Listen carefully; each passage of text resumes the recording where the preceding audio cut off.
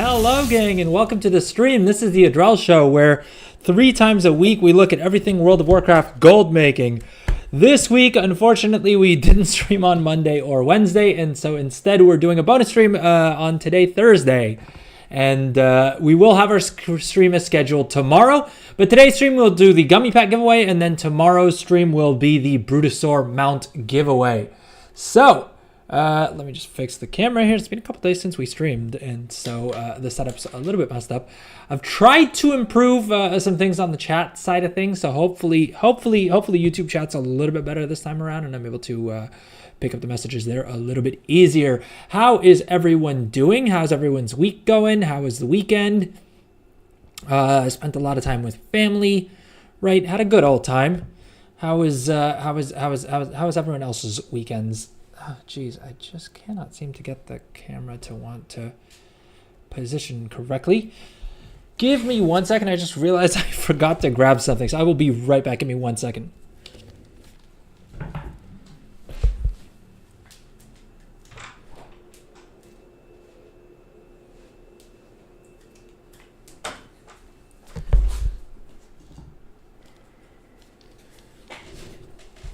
All right, and we are back, and the camera is messed up yet again. Jeez. All right, there we go. There we go. How is everyone doing? So first things first, let's quickly touch on the drops, if in case anyone's not gotten these yet. Today's stream, if you watch for 30 minutes on Twitch, you will earn the Warcraft 30th anniversary event bundle, which will basically get you these 2 sick-looking mounts here, and you can use them on both Horde and Alliance. It'll also get you some goodies for Warcraft Rumble, as well as 2 packs for Hearthstone. So if you're interested in any of those rewards, please consider checking out the Twitch stream. Beyond that, as usual, we are doing our weekly Gummi pet giveaway. Excuse me. Oh, jeez. All right, so Lord, I have no idea what's going on with my camera. But anyways, if you win the giveaway, you will you have a chance to choose between either the Gummi Battle Pet, which is this guy right here, cute little fella, or the classic Brick Tabard, which is this tabard right here, which is also only available from this giveaway, only available from this promotion. And so both of these are really only available to players who live in the US and are able to buy candy in the US at least. And yeah, I'm not a fan of Blizzard doing those kinds of giveaways that when they're like region locked. So instead, I managed to get someone to grab a whole bunch of them codes for me. And let's go ahead and start the giveaway. To enter, all you got to do is drop !raffle into chat. You can enter on both YouTube and on Twitch, as in you can double dip. So you can enter on both platforms at the same time. And yeah, Twitch subs get 5 bonus tickets to the giveaway. Not only today's giveaway for the Gummi Pet, but also the Bruto mount giveaway that we're going to be doing on tomorrow's stream. On both those platforms, make sure you're following on Twitch or subscribed on YouTube, just so that you get the Go Live notification, as well as so that you're eligible to win the giveaway. With that said, Click CR, welcome back. How's it going? I thought we were going to lose you with that cough. Yeah, I got a little bit concerned myself as well. I think not streaming for a couple of days. Yeah. I definitely feel like I need to like get back into the rhythm of things, which is kind of interesting. I didn't realize taking a couple of days off stream would get me that far off kilter. But give me 1 second here. I wanted to go through some of the Wowhead articles because there is a bunch of cool stuff that's dropped. But I feel like my camera is still kind of weird, and I just want to try and see if I can tweak that real quick.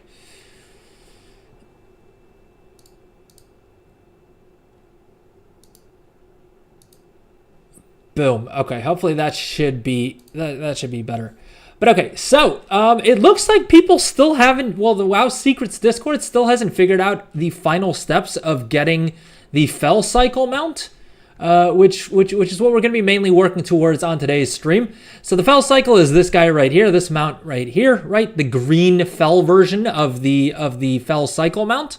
The other one you get from, like the main color you get from a promotion with Doritos and Mountain Dew, but I don't live in the U.S. like I mentioned, so I have yet to be able to find someone who can get us some of those codes, and I am still working on that, although not having too much luck if we're being honest. That said, a couple of things that I wanted to touch on real quick before we get into it is there's a new Razor promotion.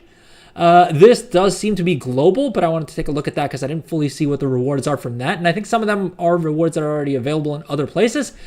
There's also a Discord reward, but what's kind of annoying is that it looks like they've made the Discord reward basically be US only, which is a very, very strange choice. But okay, first things first, the Razor giveaway codes. It looks like it's the Coral Stalker Waved Ray, which I wanted to check actually in game. Let's go ahead and check here whether we already got this from the trading post, because I think I believe like Wowhead shows it as having a trader's tender cost, which I don't. My hope is that means that it will show up on the what do you call it, on the trading post at some point. Now, the Iron Sky Reaver, that we already have from the in-game shop. So that, no FOMO here. That is basically they're just giving it to you with purchase of one of these items, I guess. Yeah, the Coral Stalker Wave Ray. It looks like until now, the only way to get these Wave Rays was through a pretty brutal, like, grind. Right, with the prismatic mana pearls, you have to like grind rep to exalted, and then also farm up 250 of these prismatic mana pearls. And I recall them not being super easy to come by. Like I think you get 1 or 2 from each daily quest. So it is kind of strange that they've, chosen to lock this behind that. I hope we do see it at the trading post at some point, though. What's up, that noob? A while to draw the peers. Who this? I'm sorry. It's been another crazy week, and so yeah. That's why we're doing our first stream of the week on Thursday. But we are doing the Gummy Pack giveaway, so make sure you guys get your entries in it. I don't think we've had anyone enter just yet, but I suppose that's also partially because of the fact that we don't generally stream on Thursdays, and also we're starting 2 hours later than we usually do. But okay, then the other thing that the other promotion that they've done is basically you stream on Discord for a little bit. You unlock the what is this thing called? The Crown of the Violet Rose, which, I mean, cool enough, right? But the annoying thing is that it seems to only be available to US players. And so, I mean, I noticed that in the Wowhead article, and I checked Discord myself as well, and it didn't seem like it doesn't seem like it's up for me. And so I'm hoping that's just a bug and they're going to expand it to the rest of us. But that said, now that I look at it, it does say promoted by Mountain Dew. And so I wonder if that's why they're being kind of weird with it. Monday till Thursday, it's all the same. It's not Friday. Fair enough. Well, we'll be streaming tomorrow. We'll be doing the Bruto store giveaway tomorrow as well. So, yeah, make sure you guys check back in for that as well. Today, Gummy Pet, right? Gummy Pet. Classic brick tabard. This is the giveaway for today, right? Pretty sick looking tabard, right? But okay, yeah. There's also the new trading post that dropped, and there's a couple of mounts. So let's head over to the trading post and pick those up. Yeah, were there any other things that I wanted to touch on? I think that was more or less it.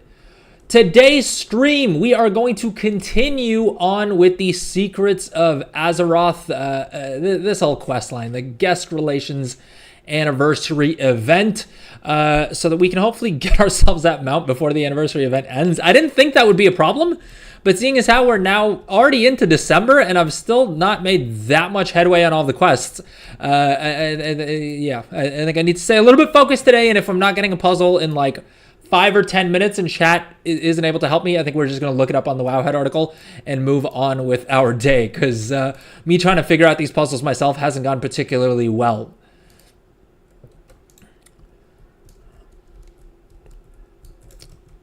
But okay, what else did I want to say? Yeah, I think that's more or less it. All right, let's do this. Let's take a quick little break, and then we'll come back and get into everything. All right, see you guys in a few.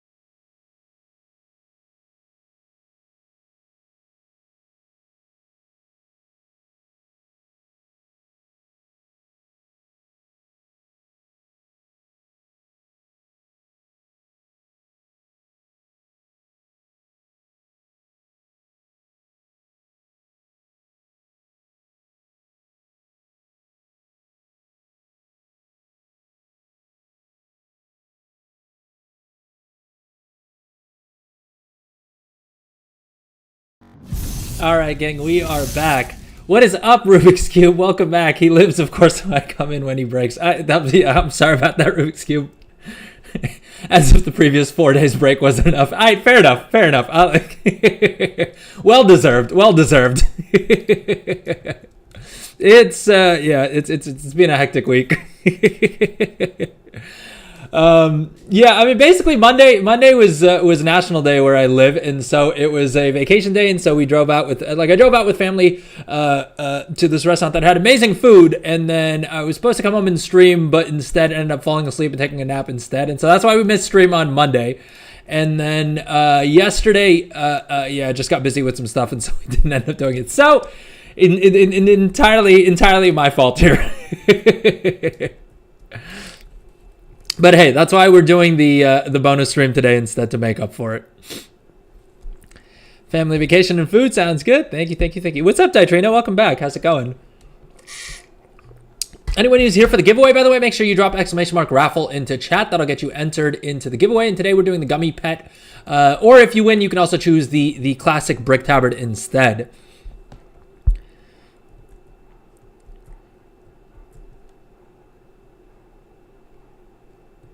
For a minute, I thought it's Friday. What's up, Naughty? Welcome back.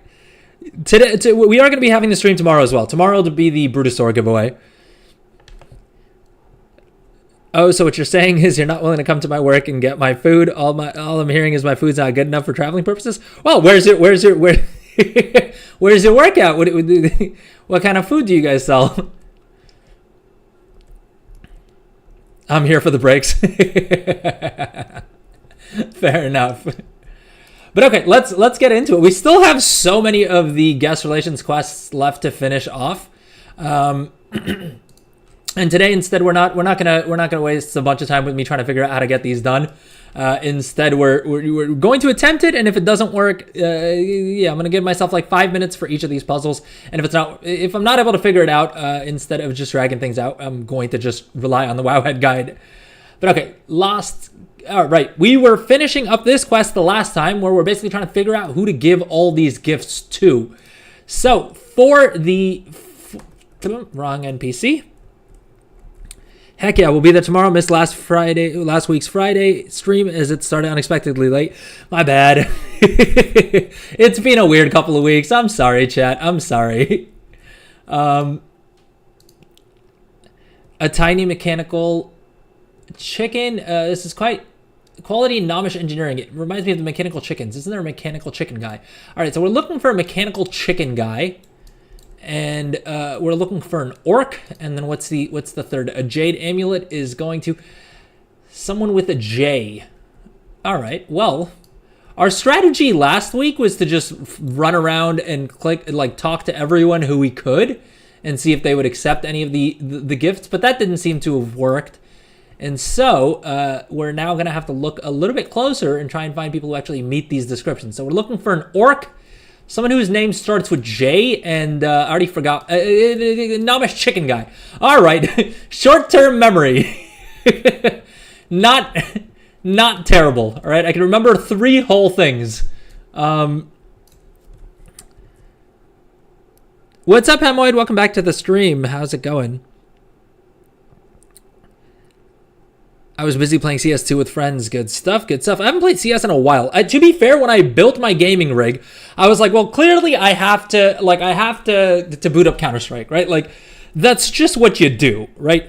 And then here I was with my ergonomic keyboard and my ergonomic mouse trying to play Counter-Strike, and it didn't go particularly well, which is when I realized that I'm probably too old for FPS first-person shooters at this point. Don't say skill issue, all right? Let me pretend it was because of the mouse and the keyboard, all right? Let me pretend that was the thing that caused me to not be great. Ruby's Cube pork burgers. Ooh, you've already got me sold. Steaks from the trunk of a 1960s Cadillac, nachos, salmon, stuff like that. Dude, that sounds so good. Good Lord. That sounds amazing. When did you first start streaming? I think it's been like 6 months at this point. I want to say I started in like June. Because I did stream prior to that, but very rarely. And I also tried a bunch of like wacky random things that just didn't work in that I tried streaming while on the walking pad, which yeah, I didn't realize how much like how much noise that gosh dang thing makes, and my microphone picked up all of it. So yeah, I tried a couple of different wacky things like that, but yeah, I would say like scheduled streaming probably since about June.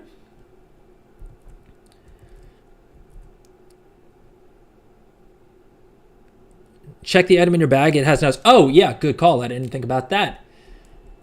This is inscribed with the letter J and should be returned to its rightful owner. All right, so we still need to figure out that. That's the same clue that he gave us, isn't it? This says patches a gray faux fur here and there and should be returned to its rightful owner. All right, so we're still looking for the mechanical chicken guy, is what it sounds like. Crude ivory locket. So it appears to be made of quillboar tusk and should be returned to its rightful owner. Quillboar tusk and an orc. Is there like an orc hanging out with a quillboar? I feel like that's kind of weird though. I feel like like if they're friends with a quillboar, isn't it kind of weird to be like, hey, here's a bit of your buddy's like people's remains. You know what I mean? Lantrasaur, that's not a J. That's not a J.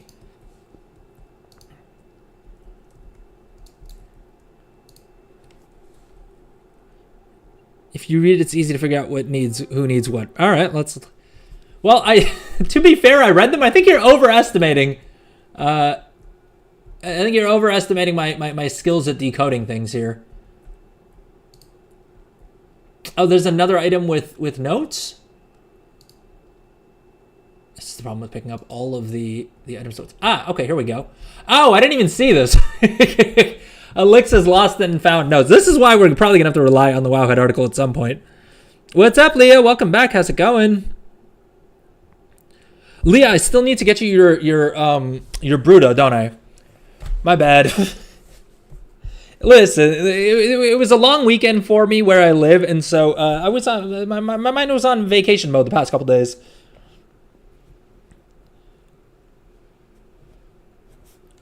What are we on? The 5th of December.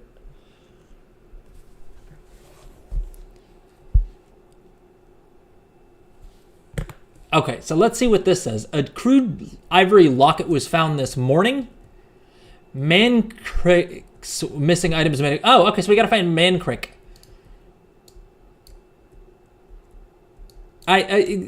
Chat, tell me, do you guys also do the same thing where anytime you zone into the Barrens, out of habit, you just have to ask where Mancrick's wife is? I know it, like, I know it's being played. It's a meme that's been played on repeat for like 20 years at this point, but it doesn't stop me. Rubik's Cube. Okay, boss, how can you get enough knowledge to max out your crafting specialties? I need more.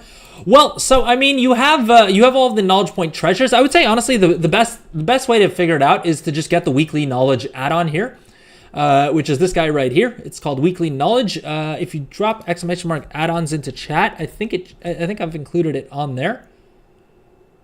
Let's see. Yeah, Weekly Knowledge. There you go. There's the link in chat. And basically this will give you all the different sources of knowledge points that you can get. Not only the ones that you get from the unique things, you can hit the little checklist up here and it'll pop up the checklist for your specific character and the specific professions you have. And then it's just a matter of going through each of these points and knocking out as many of these as you can. But like the big ones are the one-time treasures and the rep books, right? As well as the cash book. Yeah, I feel like those are the main ones. And then am I missing anything else? Dark Moon is up this week, so you can pick up a couple knowledge points from there. And then, yeah, your first craft bonuses, and then probably just the crafting orders. Enchanting's a little bit luckier in that you can just continue disenchanting things after you get your, like, after you've done all of the quests and everything for the week. You can just keep disenchanting things and get the rest of your catch-up knowledge points that way. But every other profession, it basically comes from doing your patron orders. And yeah, so I would say just try and get those done more or less. I think they refresh every day, but I think most of them last at least 48 hours. So I think you can get away with checking every other day, although don't quote me on that. So if you're really trying to push it, it's probably not a bad idea to just check the character that you want to do that on at, like, every single day. And I think then you should be maxing out how many catch-up knowledge points you're grabbing that way as well. Okay, we're looking for Mankirk, right? I thought we'd be able to just like fly around and spot him. That didn't work. All right, here we go. /tar Mankirk. There we go. Let's see here. You wouldn't have lost something. Was it the Jade Amulet? No, it was the Crude Ivory Locket. Boom. There we go.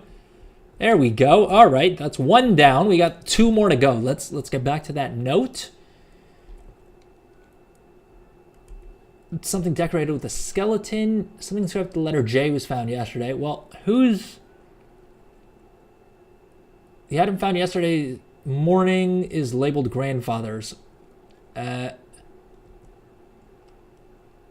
Corporal Kishan.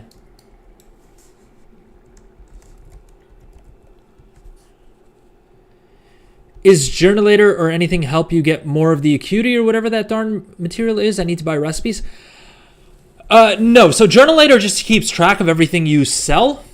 Basically, all the gold you earn or spend, it tracks. So this is Journalator right here, and it's my favorite add-on for tracking. I mean, your profit and loss statement, basically. The best way to get more artisan acuity is actually going to be going through weekly knowledge. Because the one-time treasures won't get you any artisan's acuity, and but the catch-up knowledge points will get you artisan's acuity. Def at a loss for me. Well, I mean, even if you're making a loss, though, the nice thing about Journalator is it'll tell you, first of all, whether or not you actually are making a loss, but then also if like what you're spending the most amount of gold on. And so sometimes that's kind of handy, because what I like to do is, like, if I see I'm spending a lot of gold, well, I can see what I've spent the most gold on in the past couple days, and whatever time period, and I can see here that Storm Dust, I'm actually spending a lot of gold on Storm Dust, and so it's probably a good idea for me to set up a disenchanter and figure out how I can get more of those, right? Similarly, Apricot ink, it probably tells me that it's probably worth my time and energy to set up a crafter who specializes specifically in Apricot ink. Now, I'm lazy, and so I'm probably not going to get around to doing that, in all honesty. But definitely, if I was in a more like gold making focused mindset, that's how I would optimize a lot of my costs. If you have a free profession slot, pick enchanting and catch up. There's currently 200 catch ups times 5A. Oh, dang! Is it up to that? Although that kind of makes sense, right? Let's see here. A droll. Geez, yeah, you're right. There's 213 catch-up knowledge points available, which would basically be more than enough artisan's acuity to do whatever you're trying to do. But yeah, that would work out to about 1,000 artisan's acuity just from enchanting. And so you could good call that noob. I actually forgot about that. Rubik's Cube just dropped like 38k on leatherworking, and I might make back 20. Ooh. What kind of build did you go for with leatherworking? Leatherworking is a little bit tough. It's tough for like consumables or things that you're selling on the region-wide auction house other than materials. I would say if you're going into leatherworking and you want to make gold on the region-wide auction house, then your best bet is crafting reagents. I was actually checking that out earlier today, because I logged in a little bit before stream, which I don't typically do, but today I actually did. And for leatherworking, keep in mind my leatherworkers spec'd into crafting profession equipment, just because that was what I cared the most about. And okay, it's freezing my game client, so we're probably just going to not do that. But I would say leatherworking, your best bet if you want to be in the region-wide auction house is crafting materials. And then if you want to make the most gold possible with leatherworking, either profession equipment or the crafted PvP / leveling gear. Like the blue gear and the crafted PvP gear is going to be your best bet. And just sell that cross realm. And you can easily make back your 38k. Like, it probably won't even take you that many sales, because your profit margins on those will be pretty fat. Especially if you're selling them on a bunch of different servers, which with the Warbank is now super easy to do, right? You don't even need a second account for it, which was the case up until the pre-patch for the War Within. But now in the War Within, you can do it completely on one account with just the Warbank to transfer items between servers. I was thinking that maybe when I'm bored, I'll go ahead and do the mining / urban skinning, which I think I'll pair with an extra tailor for cloth farming. Not a bad call. Not a bad call. Although I would say if you're doing, excuse me, if you're going to be farming mobs, then you're probably better off going tailoring and inscription, because inscription, you can basically have it drop cards like Dark Moon cards that will drop off the same mobs that you'd be farming for cloth. And basically then the move there is that you craft the trinkets, the Dark Moon trinkets, and then either you disenchant them or just sell the trinkets, or you convert them into the embellishments that potentially you can make a little bit of gold on as well. Probably, almost certainly if you use concentration. Mining, herbing, and skinning, you were in for 10 plus hours of wasting your life. Those catch-ups have such a low drop rate, it's insane.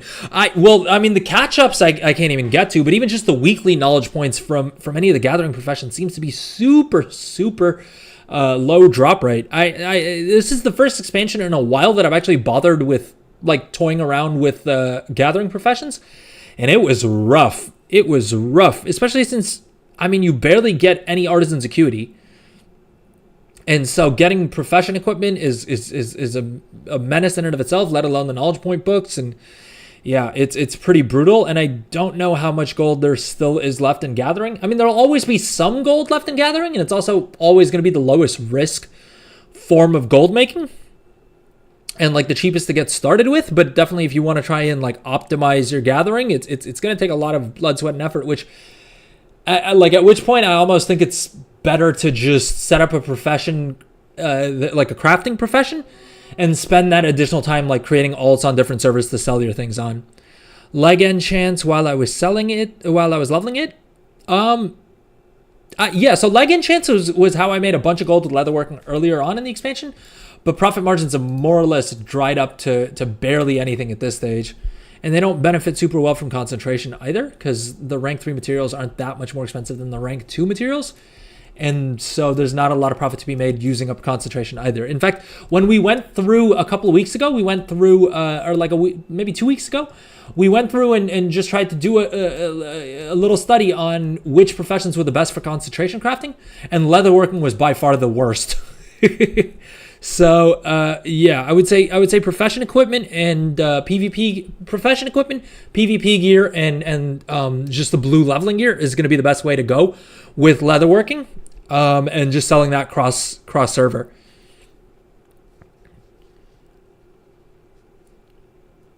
I need to get those recipes. Do you mean the PvP recipes or the leg enchant recipes?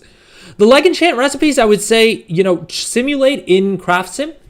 If you come into the simulation mode, you can go to recipes that you haven't learned yet, and you can hit simulation mode and simulate what it would look like if you spend knowledge points in those talent trees. And I would do that and see if it's going to make sense to buy those recipes, because those recipes, I think they cost cash and artisan's acuity, right? And so before spending any of that, I would definitely double check to make sure that it is going to be profitable, because there's a very good chance it's not. Because I know for North American realms, at least the past couple times I've checked, there's barely any profits to be made. I tried it with mining and herbing from level 70. I made it to level 80 and only had the herbing done, and mining had at that time still 40 left of 80 back then in 7 hours. Ooh, yeah, that's rough. Best of luck for the giveaway, Hemoid. PvP and acuity recipes, fair enough. Well, the PvP recipes, the nice thing is that this expansion, you don't need to buy them fresh every season, and so they're probably at their cheapest now, because there'll probably be a spike in the price of those whenever season 2 drops, like in December or whatever. Wild Harpy ECW, what's up on YouTube? I'm so sorry I missed your message earlier. Pick up what? I'm guessing I was talking about the weekly knowledge add-on. If you drop exclamation mark add-ons into chat, you'll get the link to that. Oh, what's the best way or easy way to make money? The absolute best way is going to be basically picking up tailoring and enchanting. And let me see if I don't think I have a tailor logged in. Let let me hop. I'll log into a tailor on my second account to explain. But basically, you want to go into robes and into hats, and then churn out the green profession equipment at max quality, the blue leveling gear, and the crafted PvP gear. And the nice thing about that is once you set it up on one character, I would recommend craft like 20 of each of those pieces, and then set up alts on different servers. Dump all the items that you crafted on your tailor into the warbank, and then on each of those level 10 alts, level 10 if you're using an allied race, or just level 1 if you haven't unlocked the allied race. I would say if you're going to do this, it's worth unlocking the Vulpera at least, because Vulpera is the best race to do it with, because you spawn right in Orgrimmar next to the auction house, and you get 8 bonus bag slots. And I would just create a whole bunch of those alts on different servers and sell cross-rum, basically. You can use the warbank to transfer items between servers. And yeah, I'm partial to tailoring just because the tailoring build that we looked at is super simple to set up. It's super cheap. And when we tested it on stream a couple weeks ago, it cost us like under 20 grand. And you can make that in the first round of sales alone. But basically, the build that you're going to want to go is you're going to want to put basically 15 points into Threads of Devotion, then unlock Weathering Wear and hats and start putting points into hats, and then unlock Weighted Garments and start putting points into robes. This tailor is set up for something a little bit differently, but I do have a tailor set up like that. Oh, 1 second. I'm not even showing the right screen, am I? This is the tailor that we're looking at. 1 second. Boom. Okay. Yeah, so you're going to want to come into Threads of Devotion, max out. Eventually, you'll want to max out Threads of Devotion, max out Weathering Wear, and max out hats. But I would, as well as then max out Weighted Garments and robes. So basically, these 2 trees. But I would say start with maxing out. Start with maxing out Threads of Devotion, and then work your way into the others, because this will give you points towards both of them. And once you've maxed out those trees, I would say then come into Textile Treasures and max out extra threads, this tree right here, because that'll give you more resourcefulness. And you're going to want to use the resourcefulness tool. And that build, basically the items that you're going to want to craft are going to be the green profession equipment, so all of this stuff here, right? The Enchanter's hat, the Alchemist's robe, and the Tailor's coat all sell really, really well, because a lot of people are setting up concentration alts with enchanting, alchemy, or tailoring. Tailoring sometimes for the cloth cooldowns. So a lot of alt army stuff there as well. And not that many people are going to bother into having a character spec'd into crafting profession equipment. They'd rather just pay like 2 grand to have someone craft it for them. And your crafting cost shouldn't be more than 100 gold, if that. And there's a lot of servers out there that this gear is selling for like 1,000, 2,000 gold on. You can use something like Saddlebag Exchange, Undermine Exchange, which is this site right here, to basically check for any item what server it's selling for the highest price at, or equally important, which server has the lowest amount of supply for it. So for instance, the Algary Competitor's Rifle, I would know if I'm trying to sell this item, it's probably a good idea for me to list at least one of them up on all these servers that have 0 of them listed, and I can probably set them at, I can probably dictate my price somewhat, right? You can see that on the servers that don't have much supply, it's selling for as much as, 50,000 gold at this stage of the expansion. I think you're probably not going to get that, but I would definitely on these servers list it for like 15, 20K, something like that, and there's a good chance that you will still be able to sell them, right? And the items, like I was saying, is this green profession equipment gear. Profession equipment works really well. The blue leveling gear, these 3 pieces, right, for tailoring specifically, as well as these level 80 starting items at rank 5, sell decently well. And then most importantly, I would say is, and probably where you're going to see the biggest amount of profits, is the green crafted PvP gear, which is this stuff here. Now, I recommend tailoring just because it's the cheapest and easiest to set up. But you can do this for basically every profession, because almost every profession has some PvP gear that they can craft. And yeah. And while you're at it, I would also pick up enchanting on the same character. And for enchanting, I would spec into designated disenchanter, and then probably uncommon utilitarian and rare resourcing, just because you can then use your tailoring to craft the Pioneer's Cloth Cuffs, this item right here, which will cost you less than 65 gold, especially if you've put knowledge points into being able to craft this better and you have your resourcefulness maxed out. And you can disenchant these for the blue enchanting crystals, the gleaming shards, right? Because if you're fully spec'd, you got to figure you'll get a handful of you'll get somewhere between rank 1 and rank 3 gleaming shards.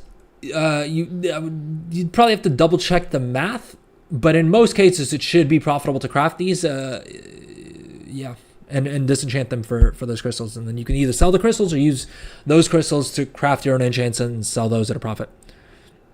All right, sorry,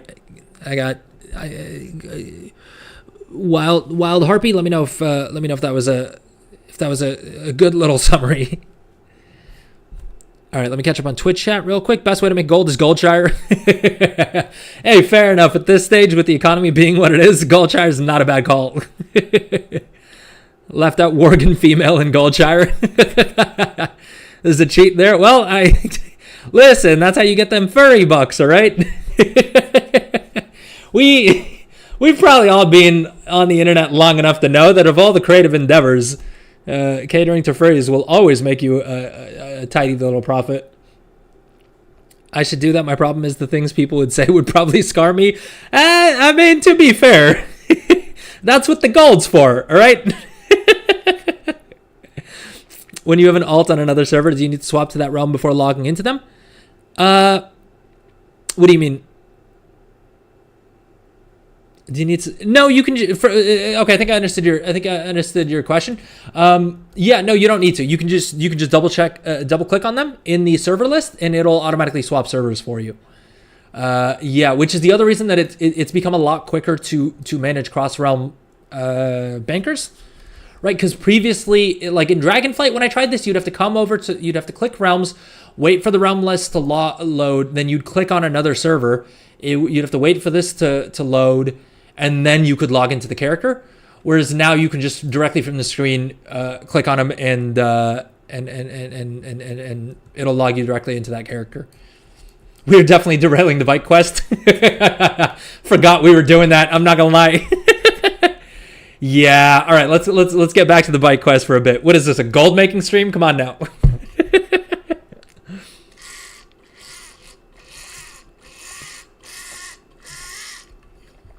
Ugh.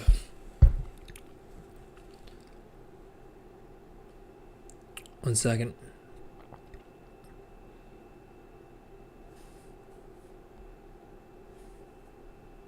Oh, I thought I had a notification. Someone redeemed a channel point reward on Twitch. Make sure you guys check out the channel point rewards, by the way.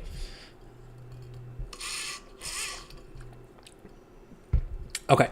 So, we're looking for Corporal Kishan.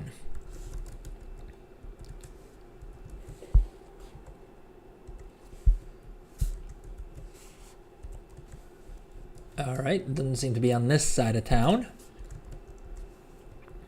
Corridormi. Who the hell is Corridormi? What the hell is this corporal dude? I'm spamming /tar corp.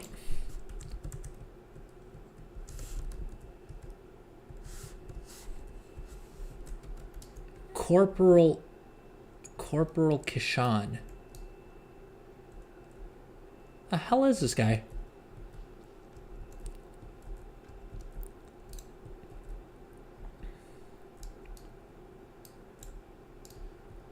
Because we have two items left. We have the Jade Amulet, which needs to go back to Corporal Kishan. The problem is I don't think his name starts with... I don't think his actual name is Corporal. I wonder if his title is Corporal.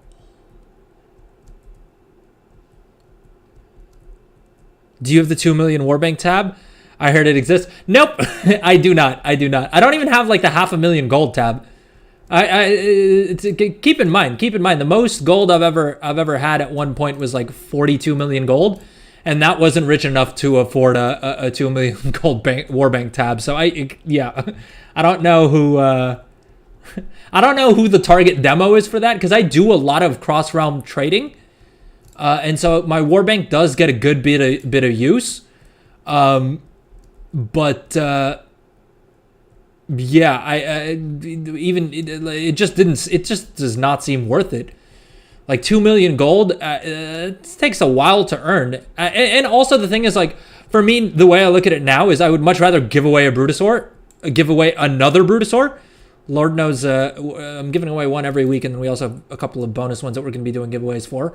But I'd rather give away another Brutosaur than have an extra, like, 98 bank slots or whatever. Also, because you don't really need that big of a war bank, right? At a certain point, is it like, how many items are you actually going to need to actively retrieve from a war bank? At a certain point, it's you also don't want that big of a war bank, because then you're just going to store a bunch of crap that you don't need to in there. Instead, like, if it's items that you're holding on to either as like speculative investments or like things that you don't plan on accessing on a regular basis, just create an alt, right? Create an alt, like buy all their bank slots and store the items there. And then use something like Trade Skill Master or, Altaholic or one of the many other add-ons to just remember that you have those items stored there. Or heck, for 2 million gold, you can probably even just buy an entire guild bank. Like, I have a guild bank that I bought for myself back in, like, I want to say Kata for like 200,000 gold or something like that. And I would be very surprised if it would cost you a lot more than that to get one of those set up today. And you'll get way more bank slots out of that as well. I only got the first 3. The last 2 are too much. I think need at least 100-ish mats for crafting. Well, so yeah, if you're only playing on one account, then the warbank is great for that, because you can just dump a bunch of mats that all of your alts need, and everyone sort of pulls from the same little bag of goods, right? The problem is, if you play on multiple accounts the way I do, you can only access it from whichever character logged in first can access the warbank. And so as a result of that, the warbank isn't actually that great for me. I prefer the guild bank just because I can access it from multiple characters at the same time, or multiple accounts at the same time, I should say. And so yeah, I tend to. And also I'm kind of lazy, and so generally if I'm completing, like if I need mats on one character, I'm not going to bother figuring out how many do I have in my warbank, how many do I have on alts. I'll just buy more of them, which is again not great from a gold making perspective. That shouldn't be the advice that I'm going to give you, but I'm lazy, and if your margins are good enough, then you can kind of get away with being sort of suboptimal like that. You know what I mean? Multi-account, it's a pain. Exactly. I don't know. I don't know why. My hope is that they can fix that, and they have talked about having changes coming to Warband in a future patch, and my hope is one of those patches fixes the warbank so that you can access it from multiple accounts at the same time. Like if they clearly have the tech to do it, right? Because they've got it to work with the guild bank. Because my only thinking whenever they have something like that doesn't work with multiple accounts, my thinking is that they're worried about people, using lag or some sort of other manipulation to, like, heaven forbid, dupe items. Hopefully acknowledging that dupes are a thing that have occurred at some point in Blizzard's existence doesn't get me banned. But hey, this is a small stream, so hopefully no one lets Blizzard know, and we're fine. But yeah, my thinking is always that like, okay, maybe that's what they're trying to avoid. But the fact that they've gotten it to work just fine with guild banks means that they clearly have the tech to do it. I'm fine with those locks, totally understandable. Just lock it when it's actually being used. I mean, I'm not totally fine with it, because of the fact that if it's supposed to be account wide, why am I being disadvantaged for paying multiple subscriptions? You know what I mean? Like if I'm paying for multiple subscriptions, and I should at least get the same level of usability. Maybe not a 1-1 scale, right? There are already things that you like. Having 2 accounts isn't the same as having 2 separate characters. Like if you have 2 unlinked accounts, you technically in some cases can get more benefits. So that, like, I'm not asking for something above what existing players can do. And the thing is, like I'm saying, that they already have the tech to do it because I'm already getting that usability from the guild bank. So I feel like whenever it's like there's a cheese that gets you the same functionality, which in this case is using a guild bank, which I don't think is fully a cheese, but it's kind of a cheese in that it works better than the intended way that Blizzard wants you to use their game, which is to use the warbank. And so I'm hoping it's just one of those things that they fix with a future patch. But who knows? It's Blizzard we're talking about here. But I agree with you. I would be fine with it if it was also like, okay, only one character can access the bank at a time. Because I'm also not fully clear if I can retrieve things for like crafting orders. I haven't tested that out. I haven't tested out if I can still use materials from the warbank if I'm doing crafting orders. I would assume not. Because then what's to stop me from crafting? Like, it could get a bit wonky if I'm like, let's say, unraveling on 2 different accounts at the same time and pulling from the same stack of cloth. Like, I feel like that could get kind of janky. I don't know why I lost my voice at the end there. I feel like that could get kind of janky. But, yeah, I don't know. It's kind of strange. That's why I meant only lock it when you in account 1, have it open and not just being logged in and not have Warbank open. Yeah, because I mean, now you're in this weird situation where sometimes you have to log out of both, like 2 characters in order to log in on one of them first. And because of the fact that you may have different add-ons enabled for those 2 characters, they may log in at different times, even though you hit login at the same time on both. Or like you hit login on the login button on one of, like the enter world button on one of them before the other. And whatever, like it gets weird. You know what I mean? Okay, Corporal Keyshawn is proven to be kind of annoying. Let's just check the. I tap out. All right, we're checking the gosh dang. Corporal Keyshawn. John J. Keyshawn. God damn it. Probably wouldn't have gotten that. John J. Keyshawn. All right. Well, that's kind of annoying. This guy. Okay. We talked to the like 2 people next to him just before this. So that was just unlucky is what I'm going to chalk it up to. All right. And the last item we have is the mechanical chicken. Tiny mechanical mouse. Sorry. It was found yesterday evening. Oglethorpe Obnoticus. That's got to be the guy. All right. Watch him have some wacky ass name though that doesn't show up with a /target macro.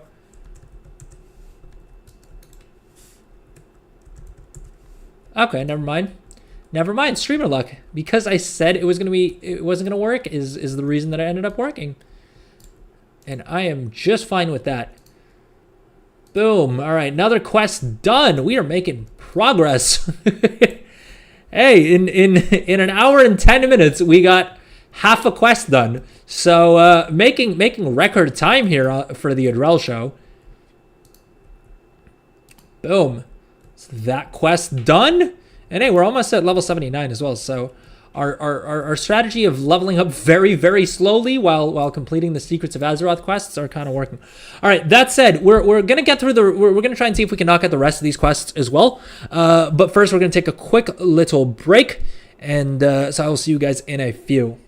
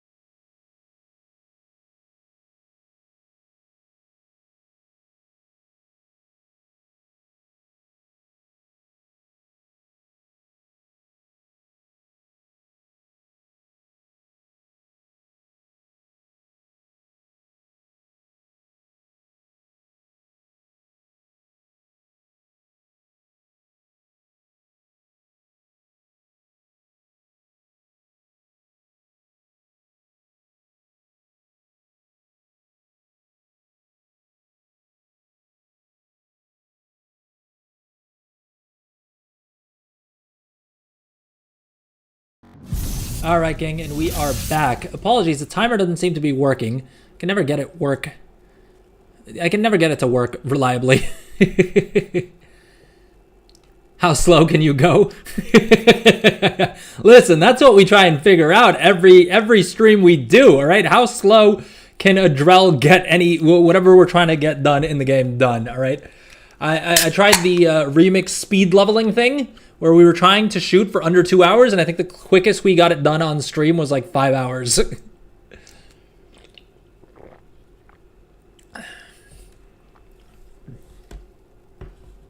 Oh, damn it. I thought I grabbed the diet iced tea, but it looks like this one just is low calorie. Well, it's like 20 calories. We'll be okay. Grab some snacks while we were on break. So please don't mind the munching. I'll try and be as quiet as I can with it.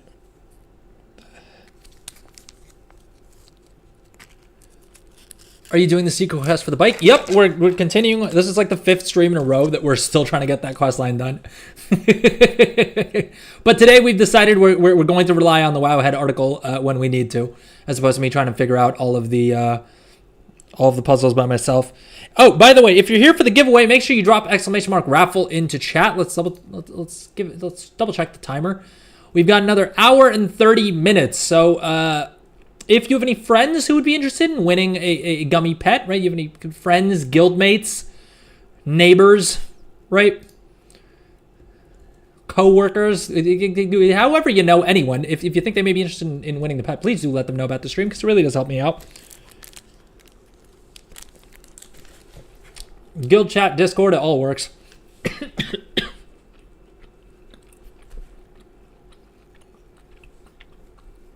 And probably bears mentioning, you can get one entrance. You can get one entry into the giveaway on Twitch and one entry on YouTube. Just make sure you're following or subscribed respectively, so that you're eligible to win. And then Twitch subs get 5 bonus tickets, not only to today's Gummy Pet giveaway, but also to tomorrow's Brutosaur giveaway. And then we're doing Gummy Pet and Brutosaur mount giveaways every single week until Jan 6th, which is when they're going away.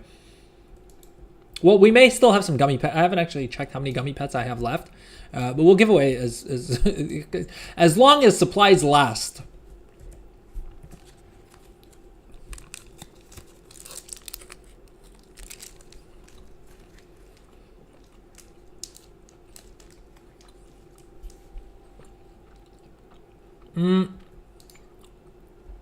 Okay, show Void Fire the Destruction of Deathwing. I think we started this one, and then we got misled by a super random, what appears to be a bug, and then it was telling me that the turn-in for this was in Hillsbrad.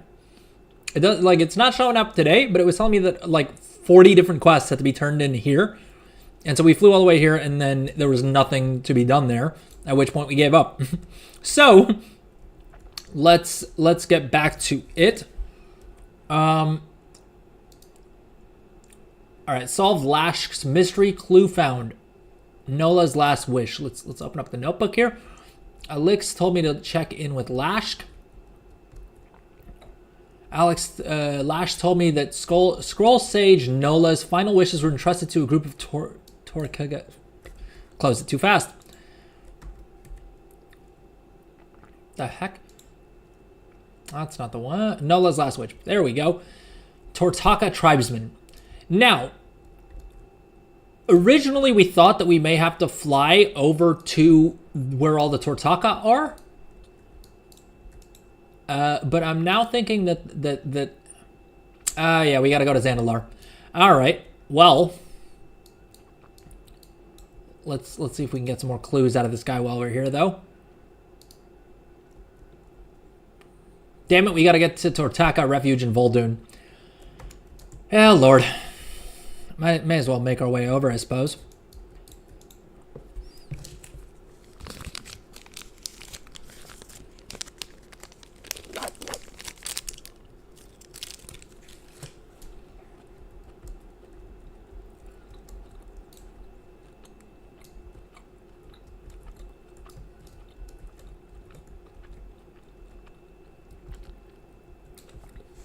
Actually, on our way, let's stop by the trading post, shall we?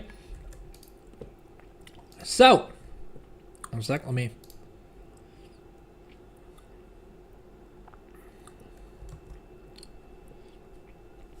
That noob, I think those quests are not even the bike quests. It's the quest to get the detective title, right? Yeah, so I'm not fully sure. But I remember someone in chat was saying that you need to complete all these lead-up quests in order to unlock the bike quest. So yeah, and we want to pick up all the rewards anyway. Ooh, Reigns of the Twilight Sky Prowler. Let's pick this up. Boom. That's a don't have to think twice kind of purchase. Shearbringer XL. The hell is this? Just smacking people with presents. I love that there's two of them as well. Great candied blade. I feel like that's so disrespectful. Stabbing someone with a candy cane? You need that title and then you can continue. Ah, I see. Okay.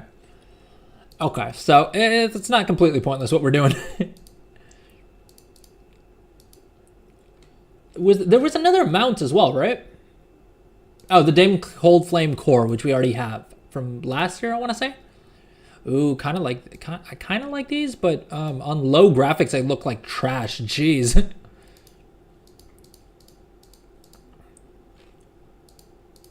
Fan of cooling.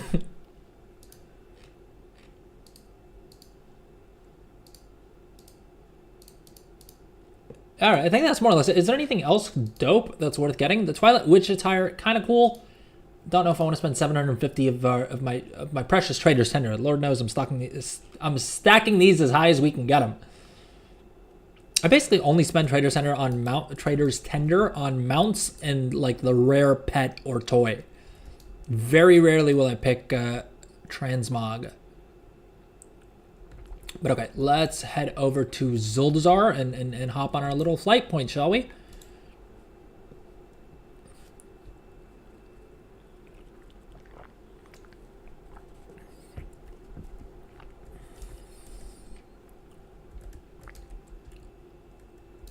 Is this still porting us to Darkshore? Oh, it's porting us to Arathi. All right, well, we're getting distracted to go take out the Arathi rares that drop mounts. So we'll do that real quick, and then we will get back to the quest line.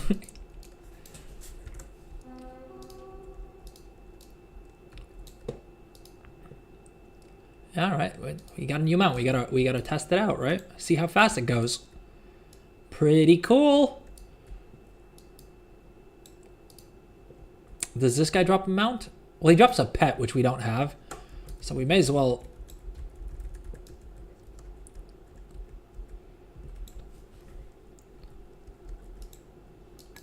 Or he drops nothing. Suppose that was always an option. Echo of his Mizrael. Oh, it's reset in 6 minutes. Let's.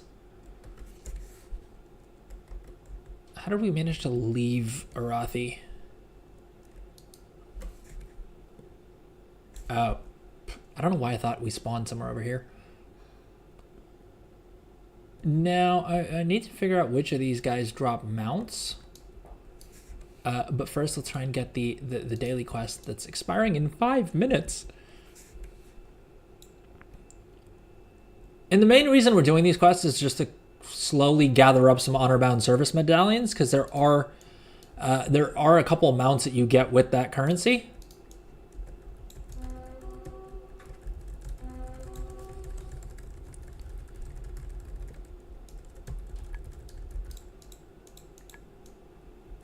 All right, that didn't drop up. Yeah, nothing of value was dropped.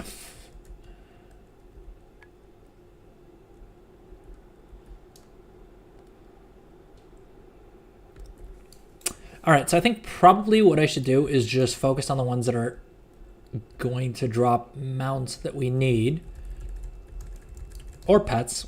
Why not? Boom. Oh, never mind. Cresting Essence. I thought that was a pet. It turns out it's just like an on-use item. Oh, well. It is what it is. Skull Ripper. That's a mount we need.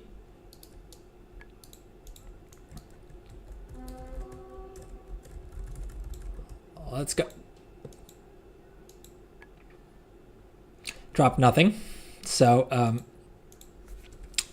there's that. We have that mount. We need Beast Rider comma for the... What the hell? Dude, you're level 50. How did you see that going?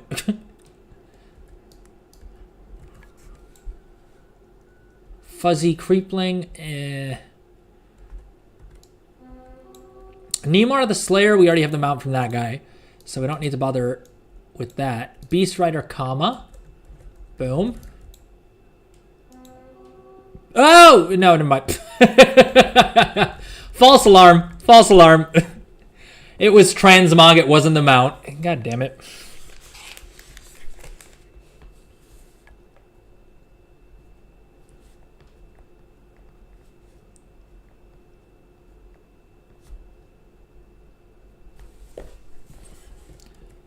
But hey, we unlocked some new transmog, so it wasn't a complete waste.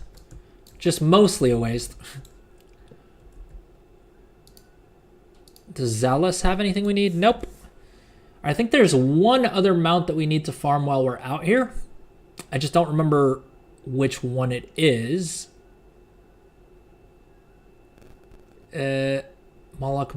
All right, while we figure that out, let's go and try our luck at the Moloch toy. Void Wiggler? Is that literally what that pet is called? Void Wiggler?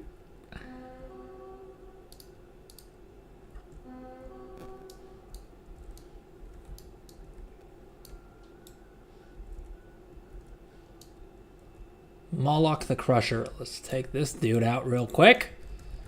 Come on, toy. Come on, toy.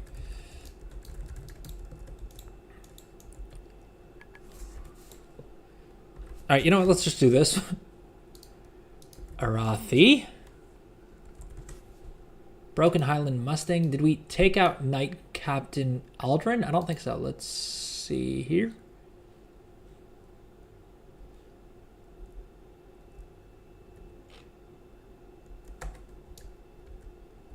What add-on is that? Is that the TomTom add-on? Which one? To be fair, I have like 5 different add-ons that are showing me what each of these rares drop. The TomTom is just the arrows. Wait, I think there was a rare in here that we needed for something. Singer. Boom.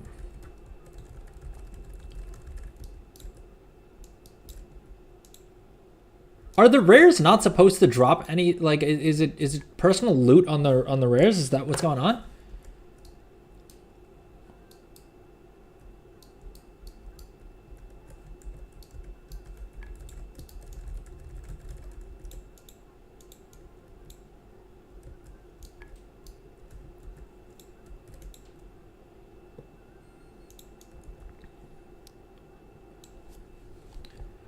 What the rares drop in the pop-up of the rares. I have that add-on that shows the model, but not the box that spawns behind it. Well, so it's Silver Dragon is, I think, the better one. The basic problem I have is that I have 2 different rare finding add-ons, and I can't figure out which one I like better, and I don't know why, but I have this like fear that if I don't keep both up, one of them is gonna miss something, which I don't think that's how that works anyway, but. That's the reason that you'll see both of these add-ons. I think this one is my rare finder, and then this one here with the Silver Dragon, aptly enough, is called Silver Dragon. And yeah, I would recommend grabbing one or the other. I think the other thing is Silver Dragon doesn't pop up like treasure chests. Although I'm probably wrong about that. I feel like I am. If the arrow works, sometimes no reason, it's just hidden and you can't get it back. I've wasted multiple hours trying to figure out why. The TomTom arrow? I think if you just hit /TomTom show, it should pop up. All right, wait, we're still missing one of the other mounts, I think. Arathi, Skull Ripper, Beast Rider comma we took out. Knight Captain Aldrin we did, Skull Ripper we did, Beast Rider comma we did, and this one I have to do the actual quest on, which I can't be bothered to. That's too much of a distraction even for me.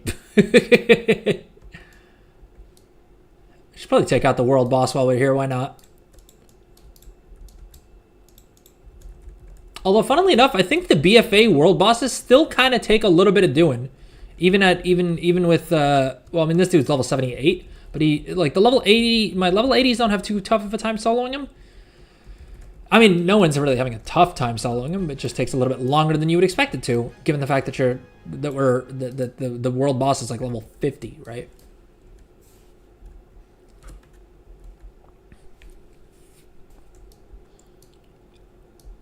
I have the rare one, not Silver Dragon, but I like how you can see what each one drops. Yeah, so that's the thing, is I'm not sure what like which of these, like for these, like I know one of these is from Silver Dragon, I think this is, I don't know. I think Handy Notes is some of these. Zygor pops up these things as well, right? There's a handful of different add-ons that I have, and at this stage, I haven't sat down to figure out which ones I should disable. The answer is a non-zero amount, but I've never really bothered to figure out which ones I like the interface of best, and so I just kind of have them all up, which is super, super messy, but...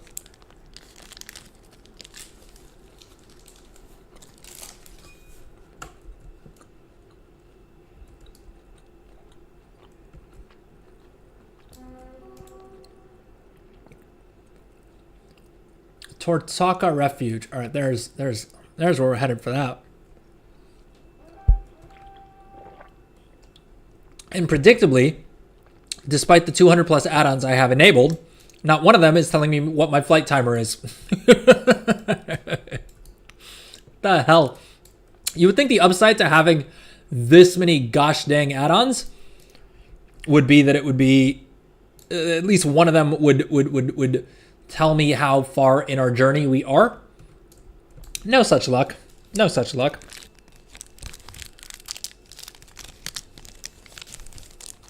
You always need one more. The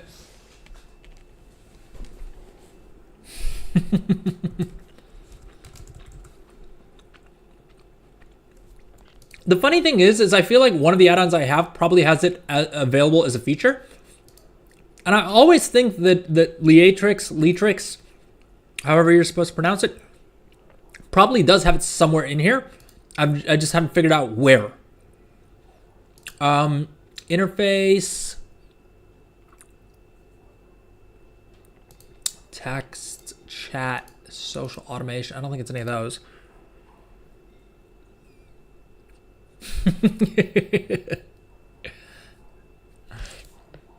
Titrina, I'm just as confused. Frames, maybe? What?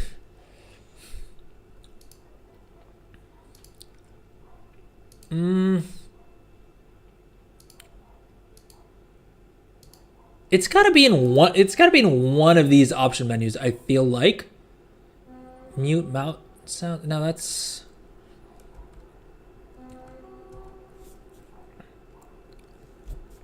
It's just too good to listen to your stream in the background.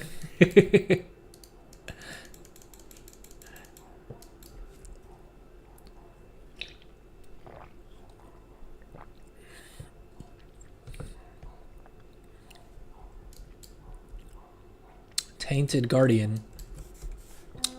All right, we're nearing our destination. Don't need a timer to tell me that. It would have been nice if it did, but c'est la vie.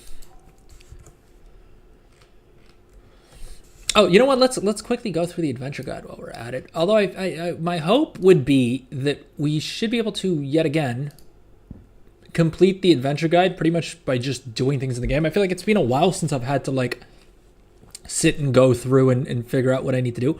At least since the launch of the War Within, right? Like just doing stuff in the game does get you your adventure guide complete pretty quickly. Scroll Sage Naga told me that I gotta find some Tortolan fellas. Some Tortolan fellers around here. Elder Kupapaka. Oh, here we go. I'm looking for the last, which a couple to southeast. Gosh dang it! Why can't you tell me? All right, you're the leader of the tribe or whatever the heck. Shouldn't you know what's going on with your own people? Come on now. Southeast?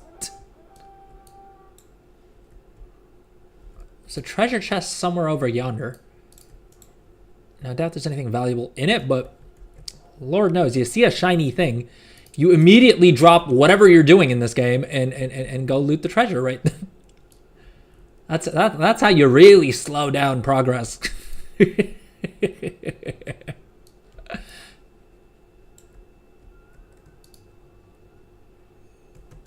Not these guys. This guy is just, they're all so self-obsessed. I'm trying to figure out what this guy's last wishes were. You're trying to send me on your own quests. What are we doing here? One of your compatriots, one of your fellow Tortolans had a dying wish. I'm just trying to make that happen for him. Good day, troll. Rude. Oh wait, I forgot I'm playing a troll. Thought the dude was just being rude. Okay, where on earth? We're gonna have to check Wowhead in a second here. He said southeast. I'm beginning to think this leader of the tribe guy doesn't really know what's going on with his tribe. Southeast. This is southeasty. It's just a Naga guy. All right, to Wowhead we head.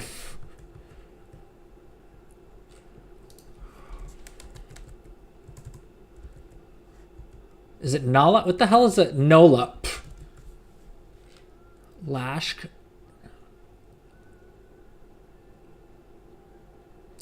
We gotta find dead Tortolans, and then we gotta use our Idol of Onara. These are the dead guys we were looking for, it turns out. I still will stand by the fact that I wish this actually directed in some sort of way that made sense.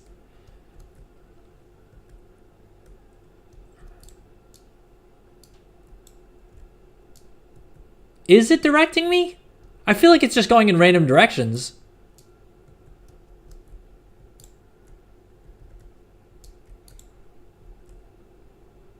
Maybe it is actually.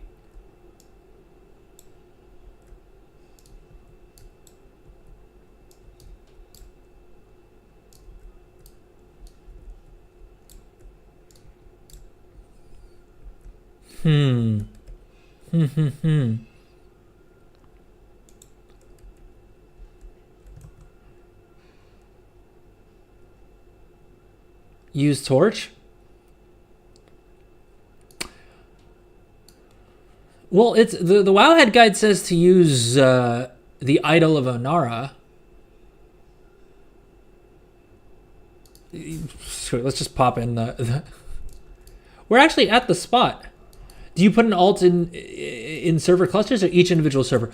Well, if you're selling, because for these server-specific auction houses, if you just need one, to answer your question, you basically just need one per server cluster.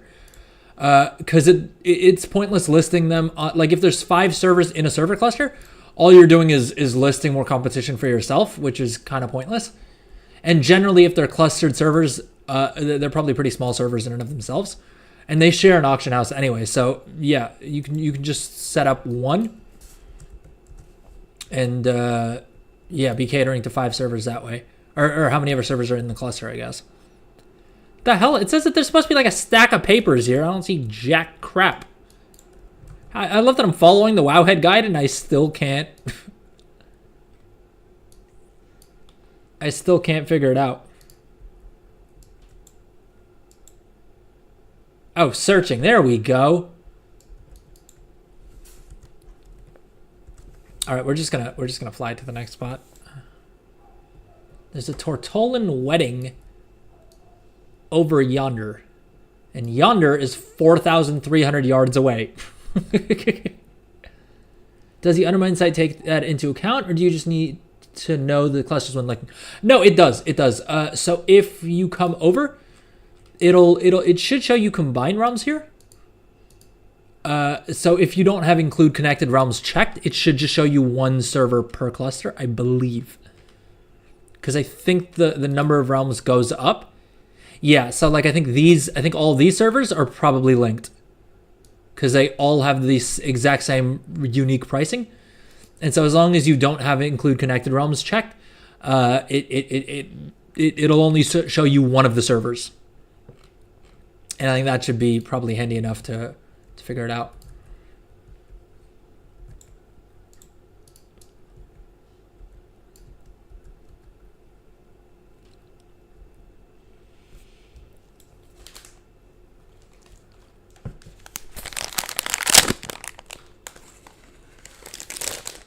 Okay, I didn't realize the mic was that sensitive, so apologies.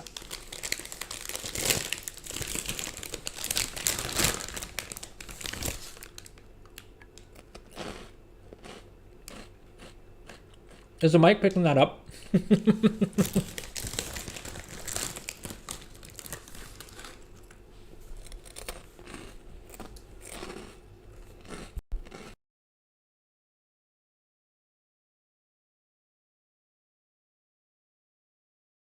Probably best to mute it just in case.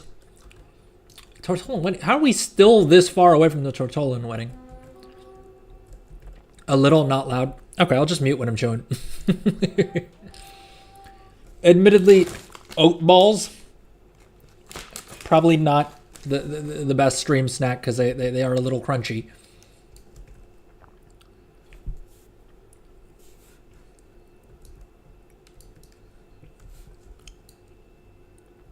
We're out of vigor. We're out of vigor. Out of vigor. Out of vigor. Out of vigor. Can we go through this tunnel? Does this link us to...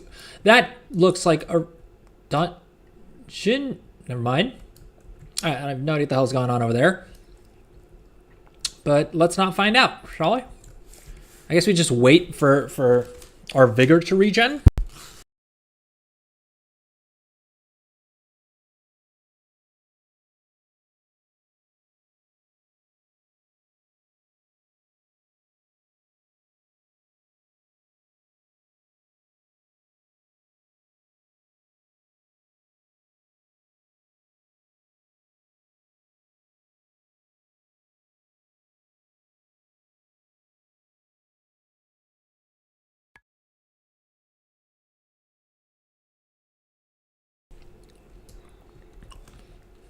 Boom, best of luck, click CR.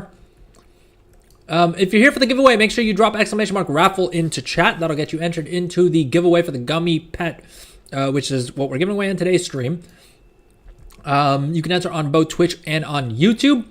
Each of those platforms will get you one ticket each. Just make sure you're following or subscribed so that you're eligible to win. Beyond that, if you want to increase if you want 5 bonus tickets to not only today's Gummi Pet giveaway, but also to the Brutosaur giveaway tomorrow, and then the weekly Brutosaur and Gummi Pet giveaways that we're doing every week, please consider subscribing on Twitch because that'll get you 5 bonus tickets as well as really help me out. You can also use your Twitch Prime. So if you're an Amazon Prime member, you get a free monthly Twitch sub that costs you nothing above nothing if you're already paying for your Amazon Prime membership. And all you got to do is check the little box that says use Twitch Prime when you hit subscribe on twitch.com/adrelshow. All right, so there's a Tortollan wedding going on underwater just because I guess. We're here for the wedding. Not sure what else we do while we're here.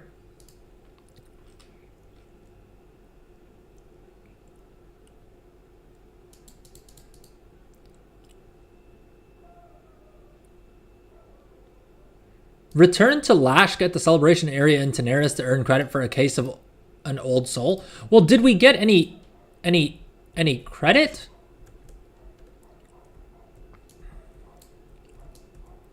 I guess we just gotta trust that we've witnessed the wedding enough to relay this back. Oh, and also probably worth mentioning, if you're watching on Twitch, if you watch for 30 minutes on Twitch, you'll unlock the 30th anniversary WoW bundle, which will get you basically these 2 mounts in the world of Warcraft, as well as some goodies for Warcraft Rumble, all these things here, as well as 2 packs for Hearthstone. And we have an hour left on the giveaway. So if you have any friends, family, loved ones, hated ones, right? Co-workers, neighbors, guild mates, Mythic Plus like, group participants, right? Maybe you're in a pug. Let them know about the giveaway.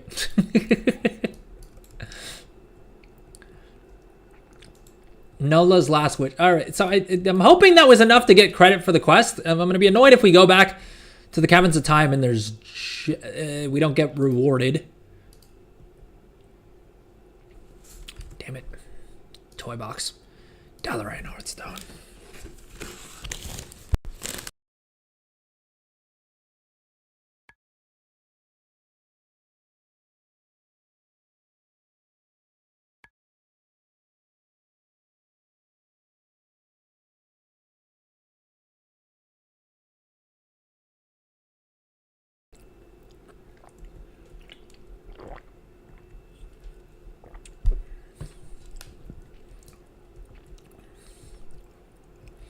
All right, let's port back to Org and then to the Caverns of Time.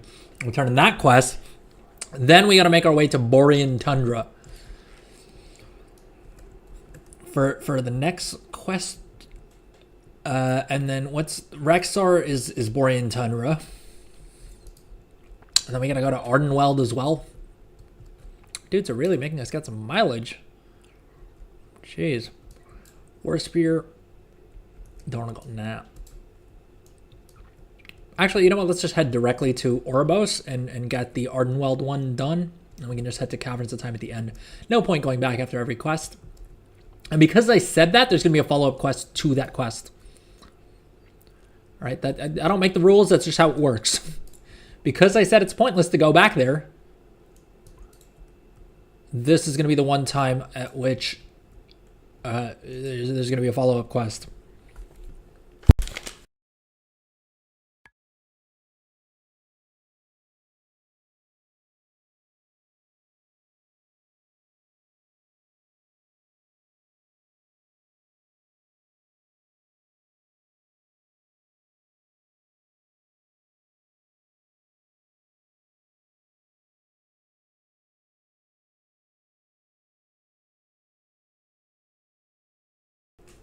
God damn it! How long has my camera been completely off center?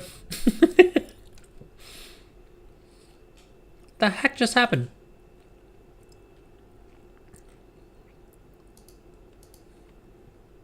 Boom. Very strange. Very, very strange.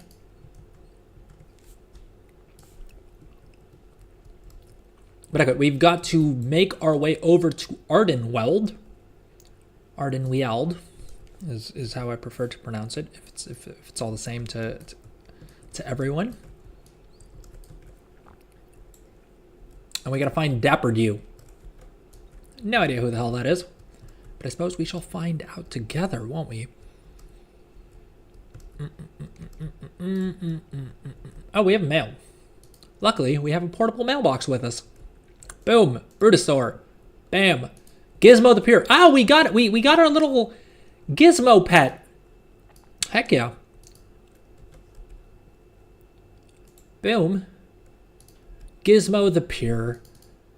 Little undead raccoon feller.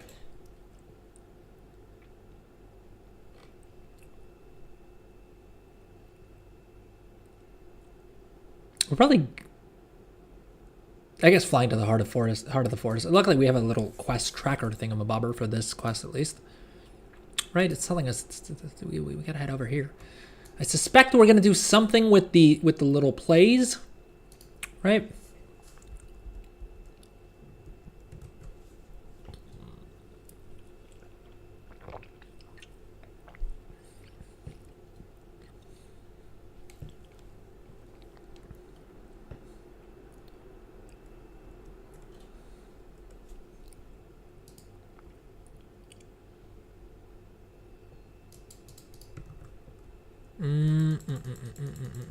So many gosh dang notifications just spawning into the zone. Hold up, should I just hop off here and then dragon ride the rest of the way? That may be quicker, right? All right, request stop.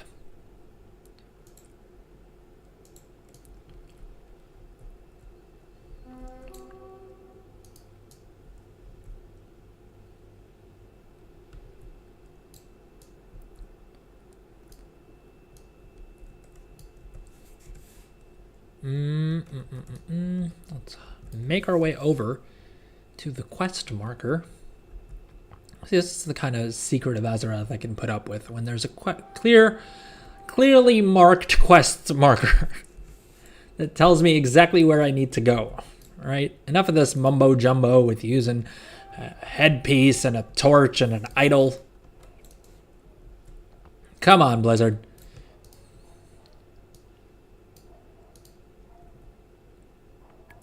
Help Dapper do at the amphitheater in Ardenweld. All right.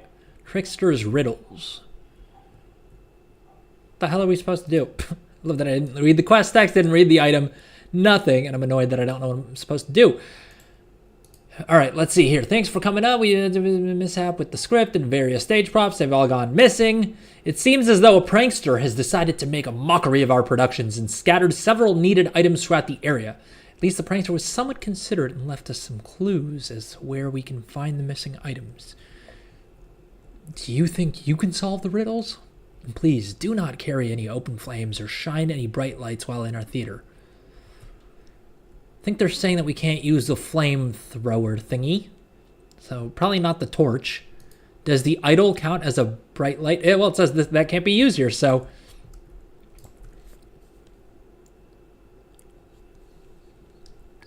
Rubik's Cube, just so we're clear, if I don't profit, I'm blaming you. It's never my fault, FYI. But this is a lot of work making an alt on every cluster.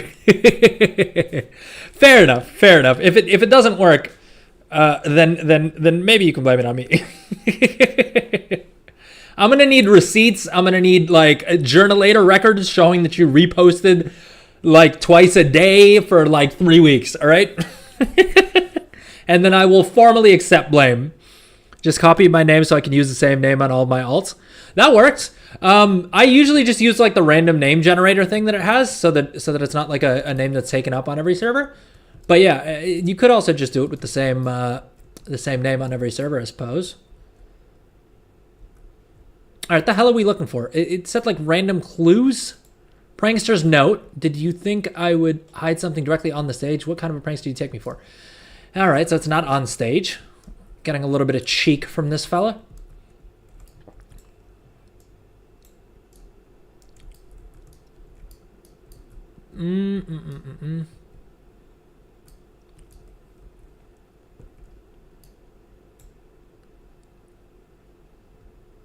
Play script.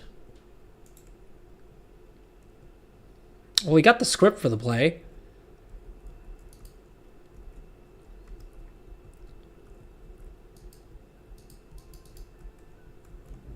Oh, pages whisper tales of falling water and starlight resting near a scribe's forgotten ink. Okay, so I guess we're looking for like inscription material.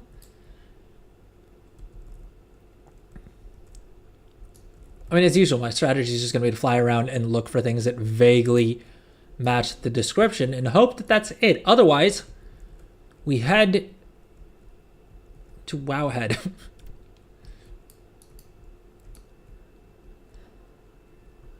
I don't even know where the stage was, to be fair. I'm a little spun around, I'm not gonna lie. I'm basically just looking for things that I can interact with that don't seem like they should be interactable with. And that's how I look for secrets.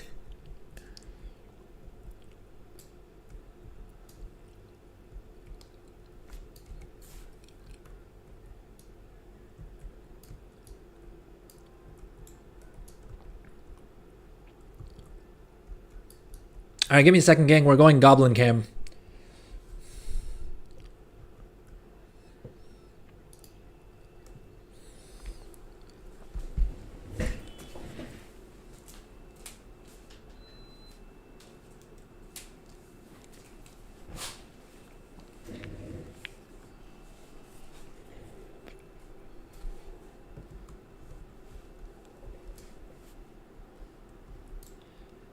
The hell is it? Tickets and patron rewards. Theater ticket. Do I need to buy something off of this guy? Is that what's...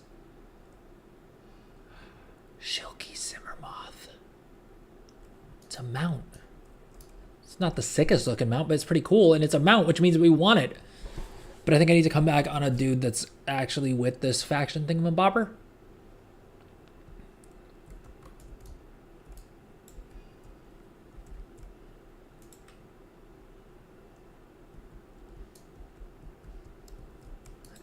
All right, we're making no progress here. Note from Rexar, no. Play script. All right, so we got the script. Trickster's riddles. Got to delete some alts. Oof. Yeah, deleting alts is never fun. I vaguely get why they have a limit per like character. What's up, Ezra said? Welcome back. How's it going? Best of luck for the giveaway. All right, so riddle 1 was didn't really help me all that much. Let's check riddle 2. Amidst the sea of faces, where whispers weave tales of wonder, seek beneath the most grand position. So now I'm guessing that's the audience. That sounds like it would be in the audience. If that's, I'm guessing that's the stage. Is there a face somewhere over here? Seek beneath the most grand position. Well, so I would assume it's under here. There's got to be something under here, right? Boom! Prop sword. Oh, we found the script. We found the sword.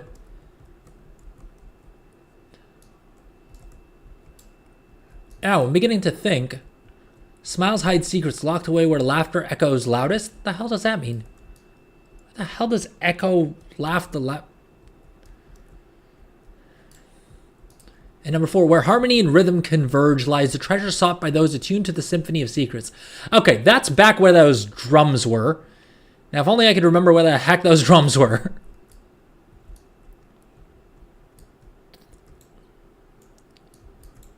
Well, the Irish say laughter is loudest where the food is best. And riddle 3 talks about laughter. Now, I don't know if this prankster was Irish, but I would have expected it to potentially be at that like little pub thing. Not because of Irish, because of food, all right? Because I was assuming the bartender had some food. Wouldn't this be for riddle number 4, where harmony and rhythm converge lies the treasure sought by those attuned to the symphony of secrets? It sounds like here, right? There's instruments. Right? What am I missing? What am I missing? What am I missing? Where noise converges, does the sound go somewhere else from here? Is there another one of these drum thingamabobbers? Did the guy even tell me everything that I'm looking for? Like so far I've gotten a script and a gosh dang sword. I'm assuming that there's some sort of musical instrument that we're looking for here. Okay, there's more instruments over here. Nothing we can interact with. At least it doesn't seem like it, unless I'm missing something. Patron. All right, a lot of patrons here. Do any of them have any... Gosh, well, is it somewhere in between here, maybe?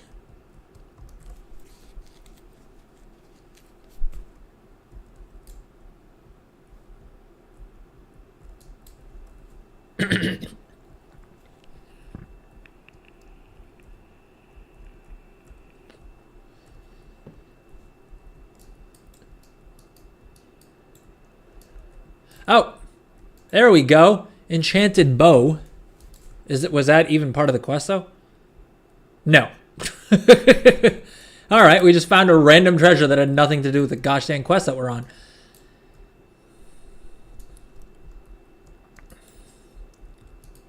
Ask Maru for a hint. Well, I don't. Should we summon a Maru? All right, let's summon a Maru, and let's ask Maru. Third riddle, maybe somewhere big backstage. All right, so we gotta head backstage. And the 4th riddle, look for something that makes music. Thank you, Maru. That was useless. We already went to the 2 music makey places. This is a music makey place, and there's nothing for me to click on. Am I missing something? Do I have to like play the drums in the right order or something? Maybe that's what it is. Maybe that's what it is. Maybe I need to like nail like a drum solo.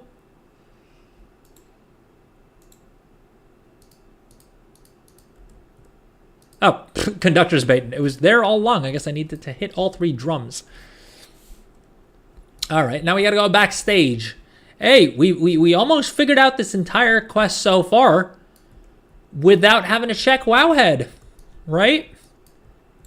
Well, we picked up the play notes from there.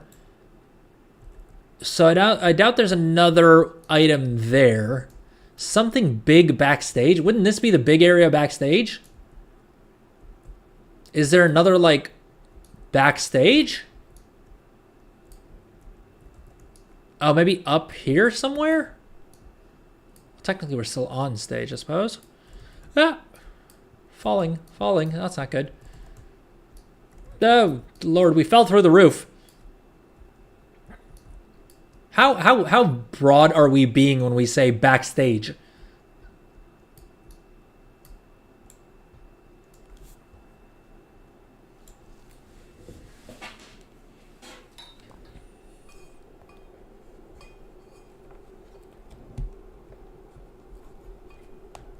Sorry, folks, 1 second.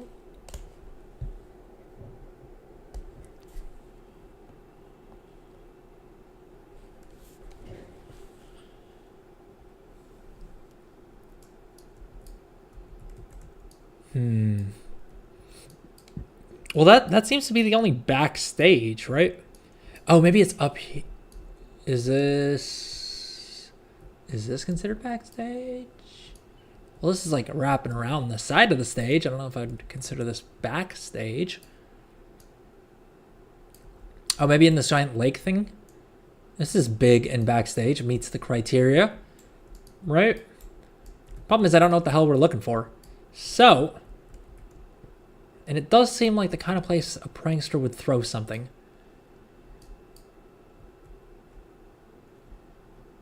Anyone see anything that looks out of place that shouldn't be here? That's the final gosh dang item we need.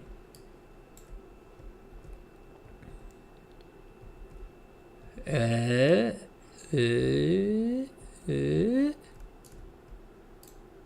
it, I got cocky. I said we wouldn't have to check Wowhead for this quest, and now it's looking like we may have to check Wowhead. Is there something in up here or in this thing, I wonder?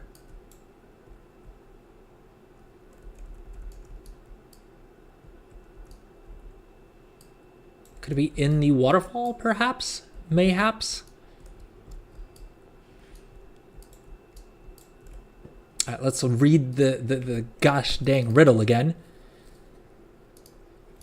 Smiles hide secrets, locked away where laughter echoes loudest. The hell does that mean? In a cave, maybe? Where else would laughter echo backstage? Oh, here we go. Mask of the trickster. Boom! Mystery solved. We didn't check Wowhead. And, oh, damn, I forgot to switch the camera back on. Boom. Let's turn in the quest. That's one more quest done. And, of course, I turned it in after we've lost the gosh dang 10% experience buff. Otherwise, that mayhaps have gotten us to level 79. God dang it. Turns out, what did I tell you guys? Did I not tell you that I would probably regret not going back to the caverns at time? If I'd gone to the caverns at time, I probably would have realized that I was running low on my buff, and then we would have gotten a bonus experience. In before table flip. It's been a while since I flipped any tables. Also, this table's like a standing desk, so I don't know if it would flip particularly well. All right, let's hearth back to Dornagle, and then make our way to the gosh dang caverns of time. Re-up our buff. And then we gotta head to Borean Tundra. We got another 45 minutes left on the giveaway.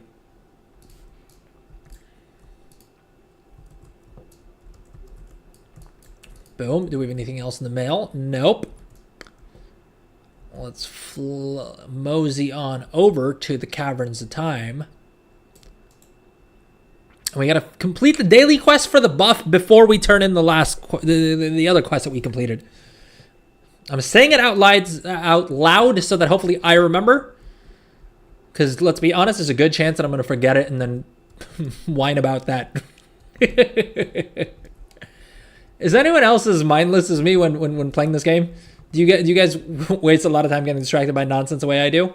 Or is this exclusively me? Am I officially the worst WoW player?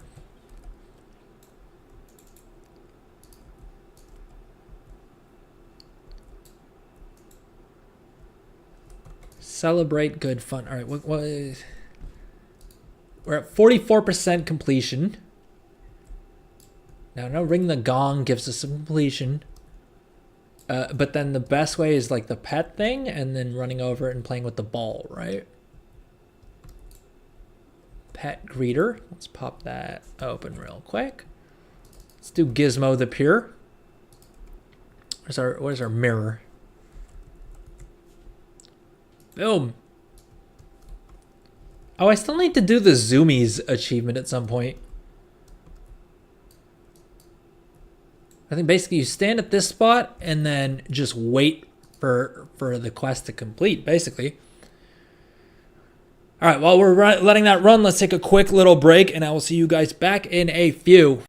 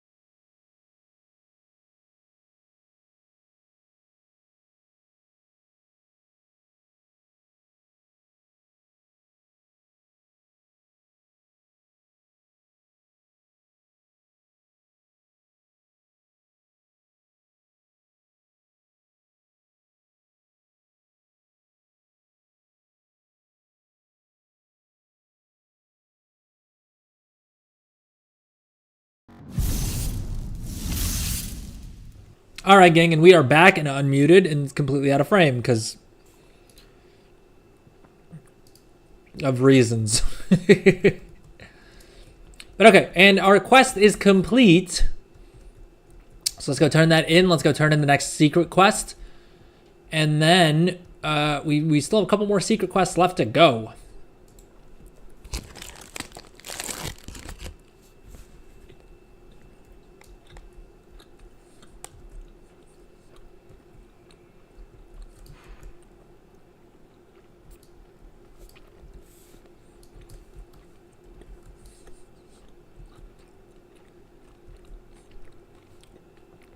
All right, we're back to Lash, and hopefully... Dude, you gotta be kidding me. We actually straight up didn't get credit for this? Gosh damn it. Are we gonna have to... Oh, no. Was I supposed to read the prayer at the thing? Oh, no. Oh, no. We gotta go back to friggin' Zandalar. All right, let's double check the Wowhead article. That's what happens when I try and do things for by myself.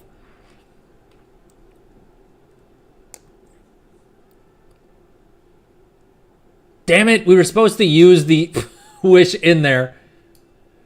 Okay, that's annoying.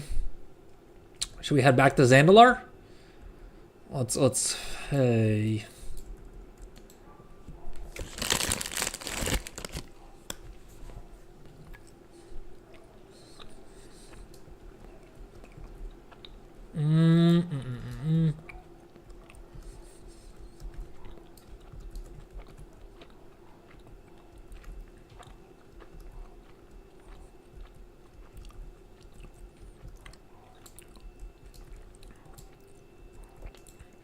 Remember when I said that if there was a slow way of doing something, I would figure out an even slower way?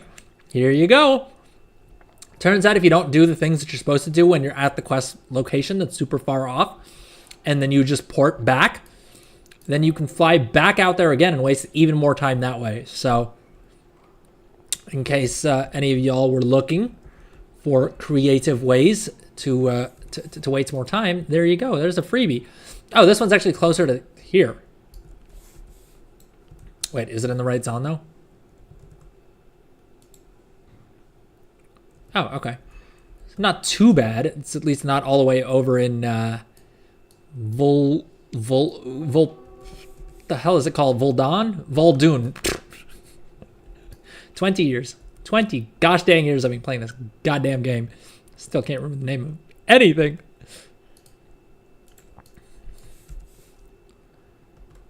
What the hell is this giant mountain being in the way is kind of annoying me.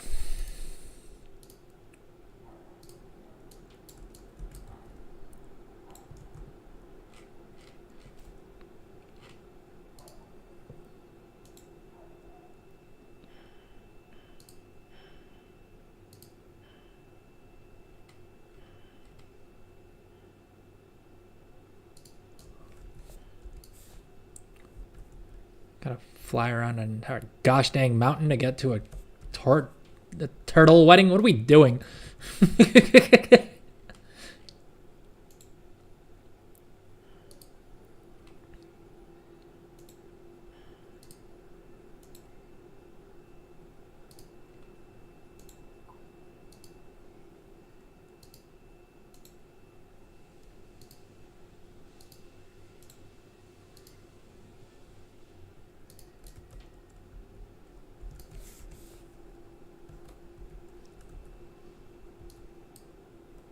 Almost there. Almost there. Almost at the stupid tortoise wedding.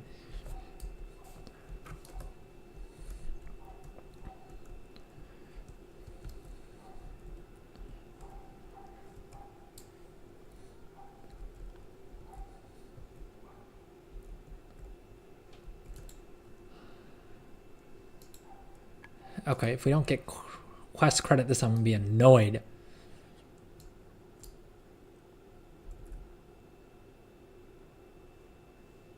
Ah, there we go. There's our boy Nola.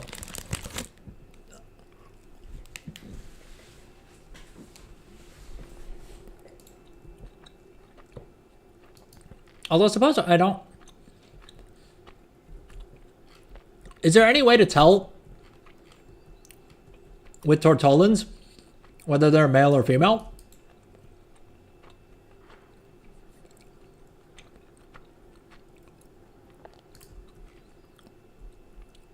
Damn it, now I gotta go back to the caverns of time again. All right, we're not doing that. We're going to the Borean Tundra. And hopefully our Dalaran Hearthstone is off cooldown. How many more of these gosh dang Secrets of Azeroth quests do we have? Oh, Lord, there's 2 more. Even after we turn in this one and we do the Borean Tundra one. We got 2 more to go. And we'll figure it out. You find out when you make turtle soup. Unhinged. Unhinged. We were just at the funeral for a tortoise whose last dream was that they wanted to see like a turtle wedding. We're making him to soup now? Even so, how would you figure out when you're making turtle soup though?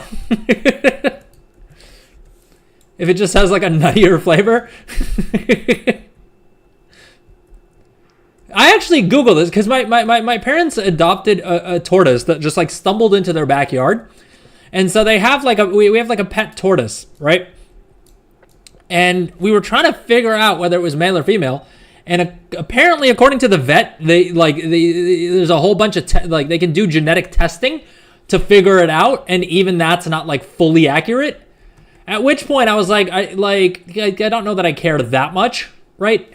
It's a tortoise.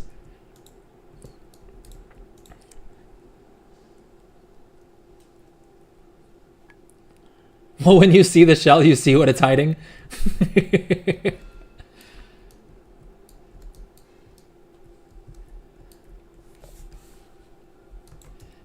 Where Borean Tundra, is Dalaran Crystal Song Forest the right spot for us to head to? No, wait. There's a thing directly to the Borean Tundra. There's a what do you call it? Not a portal. What the hell is it called? A Zeppelin. A Zeppelin. Isn't there a Zeppelin to Borean Tundra? I hope that. You know what's funny is like they broke the Zeppelin that took you to Borean Tundra, and then for a while they just replaced it with a portal master. And honestly, I was hoping that they would never fix it, because it was easier to just talk to the dude and get ported than waiting around for a stupid Zeppelin. But it looks like they have fixed it, unfortunately. Listen, keep the Zeppelin here for people who still want to like do the lore thing. But in WoW in 2024, let me just talk to this guy and port there, right? Like, if I'm not playing on an RP server, do I really need to wait around for a goddamn Zeppelin? Is it really adding anything to the vibe? Am I like less? What do you call it? Less. What's the word I'm looking for? Am I less immersed because of the fact that I didn't have to wait around for a stupid Zeppelin?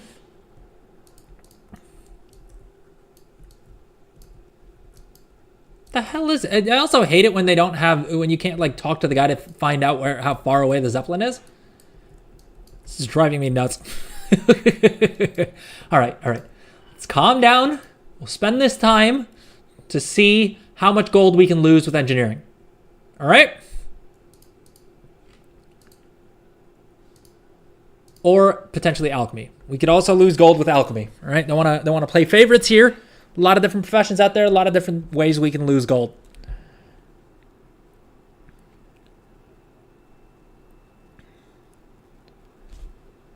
So with 83 servers, how do you decide which ones not to build an alt on, or do you delete and remake often? No. I've only done this on like 10 servers. And that in and of itself, like each time I post, is enough to bring in like a token's worth of revenue and probably just under a token's worth of profit at this point. Oh, Lord, lag spike. I don't even know what we're lagging over. We're not even on the goddamn Zeppelin. Dude, if I miss the Zeppelin because of lag, I am going to be so annoyed.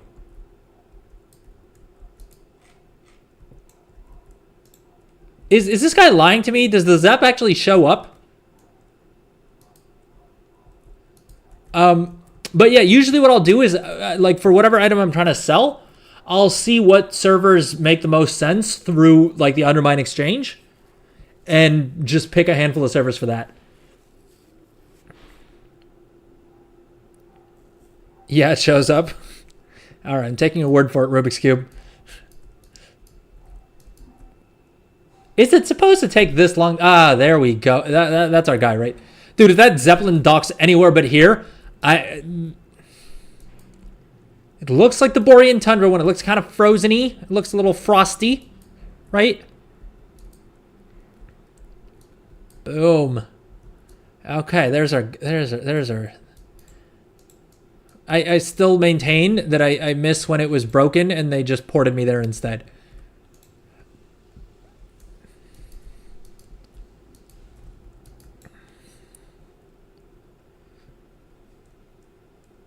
And now we wait on a Zeppelin.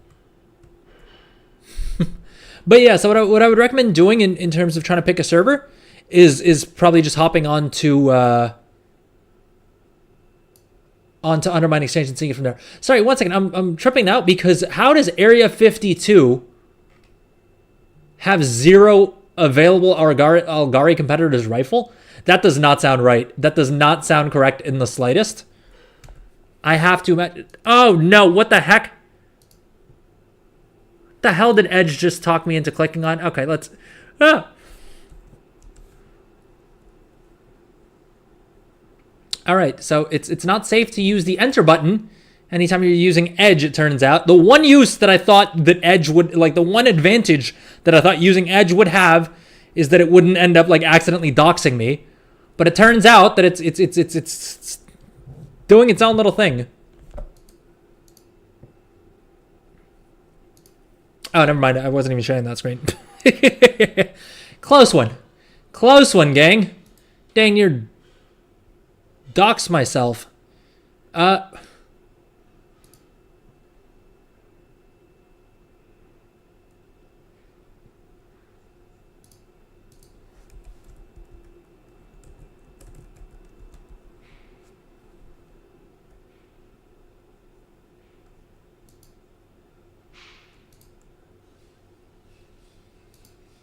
All right, Edge is weird. Needs to be said. It needs to be said. Edge is super weird as a browser.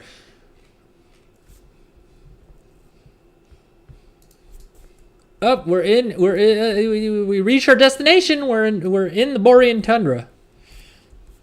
Did the guy give us any other clues about where the hell we're supposed to go? Oh, for Christ's sake. If you're to come to me on this mission, I need to know you understand how to track down our target. Alex should have handed this to you at the pavilion. As soon as you receive this letter, take 36...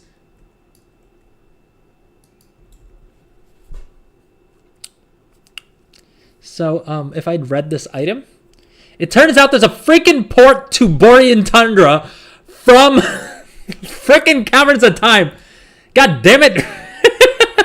We waited for the Zeppelin for no gosh dang reason whatsoever. It would have ported us right to where we needed to be, which is apparently not here. We're in the Borean Tundra. We got that part right? So we're not completely off base. The docks of Unupe? The hell is the docks of Unupe? The hell is Unupe? That's Milwaukee Harbor. Well, is this Unupe? Okay, there we go. There we go. Okay.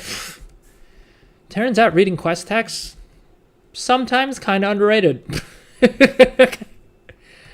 Oh Lord, that's so annoying. Anyways, if you guys are doing these quests, all right, I'm showing you guys how not to do it. Actually, this was just like a pro gamer move, right? I'm trying to make my content as useful for as many people as possible, and so I'm making all the stupid decisions, not because I don't know better, but so that you guys see how long it would take you if you didn't follow the instructions and like did it the wrong way. You know what I mean? It's just something like thoughtful. It's just like something thoughtful that I'm trying to do. You know what I mean? Wait, does this mean that there's a port back to the Caverns of Time from here? To be fair, I didn't find the port on the way here, so my odds of finding it for the way back, not great, but your boy can hope, right? Your boy can hope. Well, I also now need to figure out where the heck that portal from the Caverns of Time lands me, because of the fact that it's going to... All right, we found Rexar, so we got that going for us. But... if we can figure out where... Never mind. I was going to say we need to find out where it would have ported me to so that I can follow the instructions that they gave me, but it turns out I just found the quest turn-in instead, which is good enough, I suppose. Find Scrapes' hideout. I've tracked the scent of Scrapes as far as here, but this cold air smothers our lead. I found a couple scraps of notes, nothing useful yet, but he seems to have left a paper trail in his hurry. Not gonna lie, I thought Scrapes was like a raccoon or something. Didn't realize it's a creature that apparently keeps notes. Look for clues that may indicate where our villain's lair is hidden. I will mark what I found on your map. Take Spirit's whistle, call upon us when you are in need of assistance. All right, so on the map, it's telling us to go to the giant X. I'm guessing that's the giant red X is hopefully where we're supposed to go, unless it's a red herring. But you know what? I think we take those chances. All right, and if it turns out to be the wrong spot, again, like I said, I'm doing this to show you guys what not to do, as well as what to do. All right, so there's that. Distract and Wisp. Okay, these dudes are level 78, so they probably have something to do with this quest line.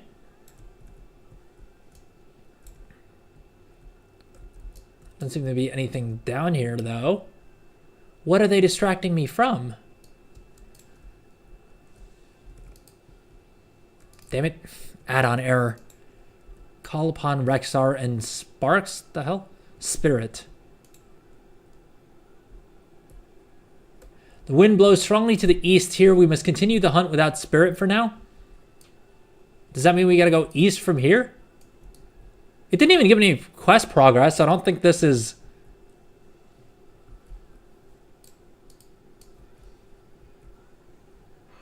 If he's saying the wind blows east... Dude, why does he have to talk in... The wind blows east. Do I need to go east, Rexar? What? Come on now, man. I'm out in gosh dang Borean Tundra. I took the long way here. All right, not if I'd read the instructions that I was given, I would have known not to do that, but I didn't. All right, so you got to keep messing with me. I mean, just tell me where the hell you want me to go. Come on now, I'm doing you a solid. I'm helping you with this stupid secret thing, right? I haven't told anyone other than, I mean, YouTube and Twitch. So, I mean, barely anyone. At most, like 100 people, right? So pretty good at keeping secrets, I would say. And I feel like Rexar's not appreciating that by giving me vague directions.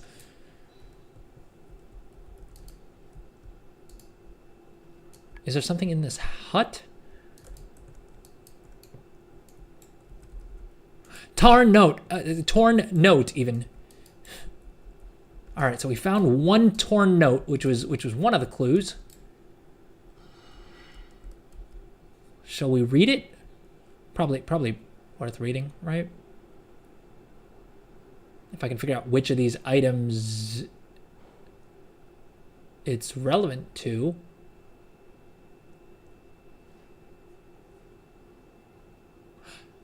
Torn diary, page 4. Dreading the return to the humidity, but I have to go somewhere safe. I probably shouldn't keep writing this diary, but I find it therapeutic. I know I'll shred it when I'm done so no one can find me. Is it... I'm more confused than before I read the goddamn hint. The hell? All right, we're looking for torn pages because that got us 20% of the completion bar. Are these distracting wisps supposed to just distract me from finding that page inside that hut? Or are they distracting me from other pages? Are there other pages scattered around here? Oh, the confusion.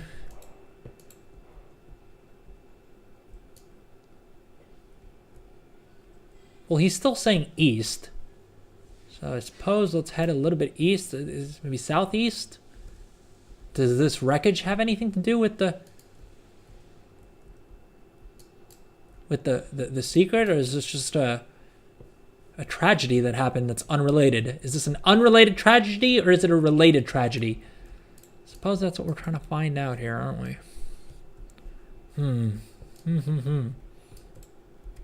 All right, let's blow the whistle again. Let's see if Rexar has anything else for us. What the hell? Strongly to the east from here. Well, geez, Rexar, you could do me a solid and tell me what the hell you're talking about. We're east now. Do you want me to keep going east? To be honest, I don't recall this place. That may be because I'm completely on the wrong trail. But like I said, if I'm getting anything wrong during this hunt, it's not because I don't know what I'm doing. It's because I'm trying to show you guys what not to do as well as what to do. You know what I mean? So, dude's still saying east. Does he want me to go into Dragonblight? Is that the deal?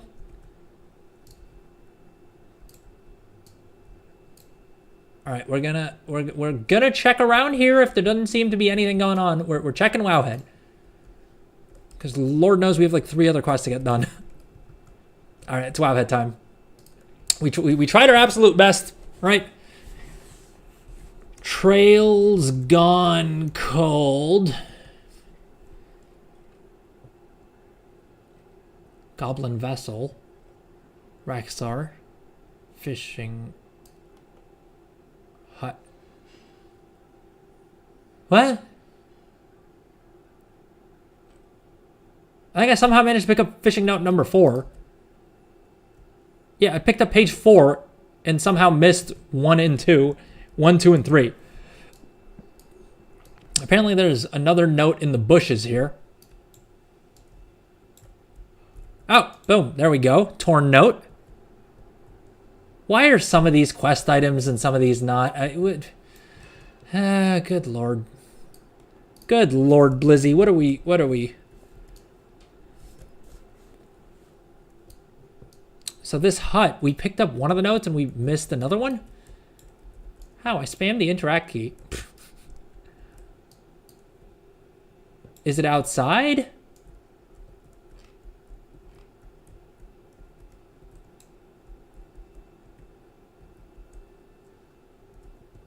One inside and one outside?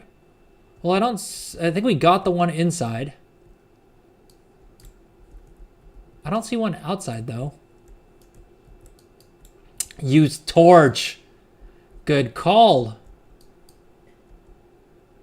Oh, there we go. Thank you, Ditrino. Boom. So we've gotten 3 pages. All right. So we got to head to purple crystals. What the hell are the purple crystals? Crystals, even. That's what I get for playing the game on low. On low graphics is the point. I don't see any purple crystals. All right. I don't know if I'm missing something or I'm being stupid. Both of which are I suppose options. But I mean, come on now. Is that really what things going on? Surely it's just graphics related, right? Not a skill issue thing, all right? The hell is this?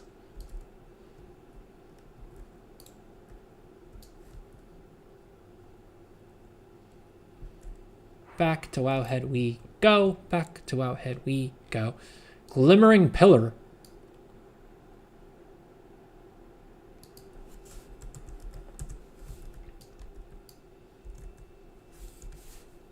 Oh, is it talking about the Nexus? Well, this is saying it's all the way in Sholazar Basin. Is that correct? Oh, yeah, it's Glimmering Pillar in Sholazar Basin. I would never have gotten that. I would never have gotten that. Although, I suppose they did say, like, wet and humid. And so, were I a smarter man, I would have put 2 and 2 together. That's probably not in Borean Tundra, and it's probably in the whole foresty, humid zone nearby called Sholazar Basin. So, I mean, sometimes checking Wowhead is just a good call, right?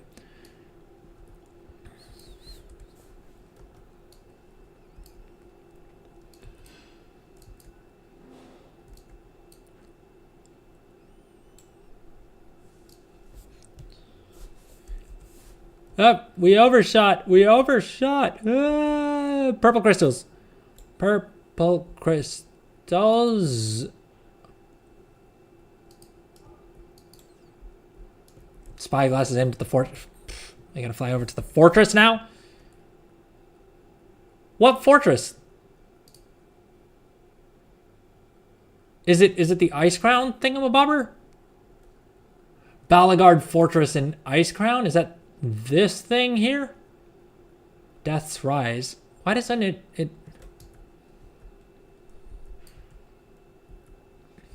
Oh. The giant fortress on the hill. Oh, that one. Oh. Okay, that's what they were talking... Well, I thought they were talking about something else entirely. Not the giant fortress that we see here. Well, that's... Consider me told. I mean, I already got spoiled. I'm not... Hate to break it to y'all. Scrapes is dead. Scrape, what the hell his name was. So I'm basically just flying around looking for a corpse of a man or an animal or a goat or... I didn't even pay enough attention to figure out who the hell we're looking for at this point. Scrapes. Oh, it's an undead dude.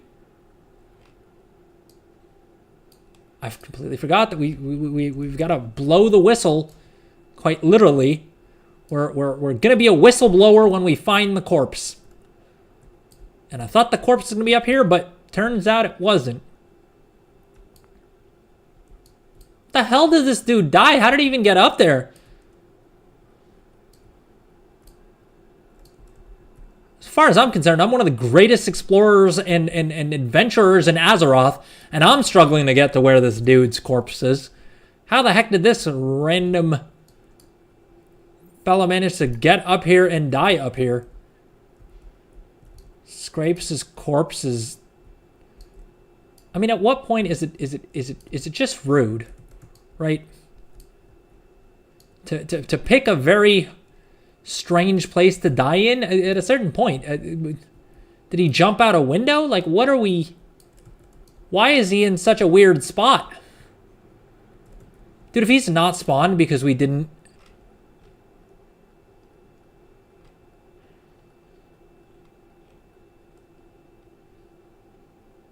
I gotta use the idol. Gotta use the idol. I keep forgetting about these silly little toys that they've given us. Mainly because of the fact that the toys don't really help direct you into the thing. You just have to, like, use them at the right spot. Right?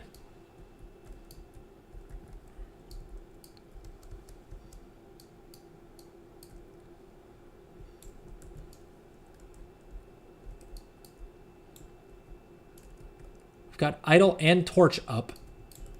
And we're at the spot that it's supposed to be. But there's no Scrapes' corpse.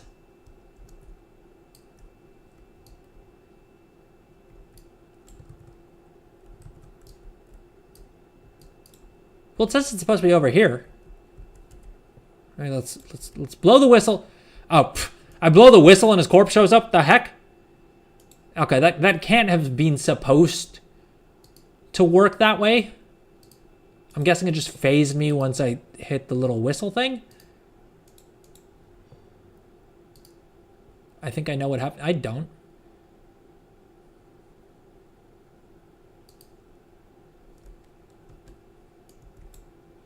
All right, well, is he going to give me a port back to the Caverns of Time?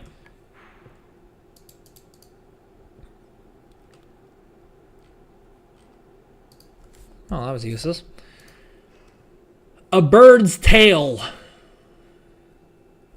we have 2 quests to turn in Bird's Tail. Spires of Iraq. Spires of Iraq is... Not Broken Isles. Not Broken Isles. I was testing y'all. I was testing y'all. It's actually in Draenor. Oh, and you know what? Since they made the challenge mode ports account wide, I just need to find a dungeon. Okay, Skyreach. There we go. There we go. I can use my hero's path to get to Skyreach. Path to the skies. Boom. Boom. Look at us saving time. Efficient. Efficient. All right, as we all know, when we think of a Drell show, questing, doing anything in this wondrous game, we think efficiency, right? And things like this are the reason why, right? Port directly to Skyreach. I'm not gonna waste time flying around and like porting to my garrison and then like making my way over, right? No, efficiency. Port directly to Skyreach, right? Get it done. Get it done. Bang. Bam. Done. Efficiency. Now we fly around pointlessly around the zone until we figure out where the quest is, right? Simple stuff. It's really easy, really.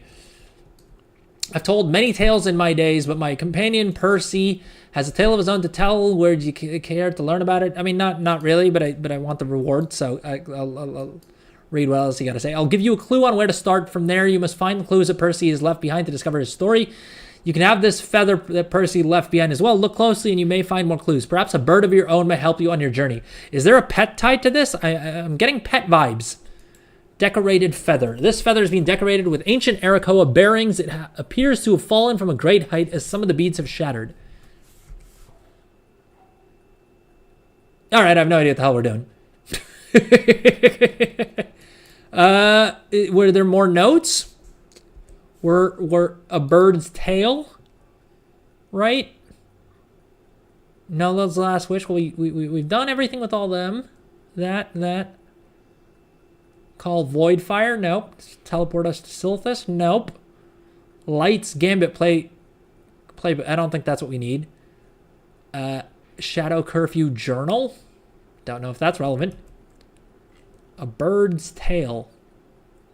He fell from some great height. Is he up here in Skyreach? Is that? But then do we look up here? Do we look down? If he's fallen, maybe there's like a corpse on the ground, or like he's a bird. Can they not fly? Can Arakoas not fly? Chat. Do we have any lore buffs in chat? Can Arakoas fly? I don't think I've ever seen an Arakoa fly, but I also haven't been paying attention. All right, it's been 20 years of zombie walking through the lands of Azeroth et al.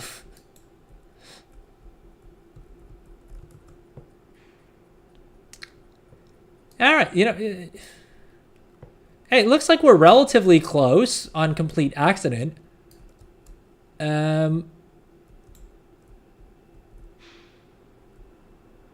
The screenshot made it look like it's somewhere over here, and I'm gonna count this as me figuring it out myself if we don't go back to the Wowhead article, which we're about to. Cause I don't see anything to interact with.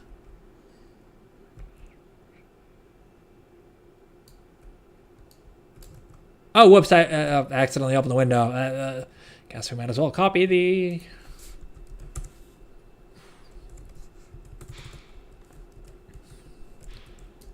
Okay, never mind. We were completely in the wrong area. Why the hell would it be this one here instead of the giant axe fall thingamabobber? I guess this is probably supposed to be one of the harder ones. And that's what's going on. Is it on the terrace? I feel like it may be on the terrace. Let's check the terrace. We probably need the torch or something out, right? Right? We need the idol. Whichever one, I guess. It's always the opposite. Oh, boom. Feather. Burnt feather. We got the burnt feather. The feather looks battle-worn, burnt, torn in areas, and a strange green liquid is dripping off the end of it. Now, if I knew the zone better, I would guess where the green liquid pool thingamabobber is, but, Talador. Yeah, would never have guessed that. Would not have guessed that. We gotta head over to Shathrat, or at least the remains of it. Are we better off at this point? We're probably better off porting to our garrison and then flying south, right? All right, that's what we're doing. Garrison Hearthstone, here we go. Efficiency, right? Getting things done. Just knocking out quests.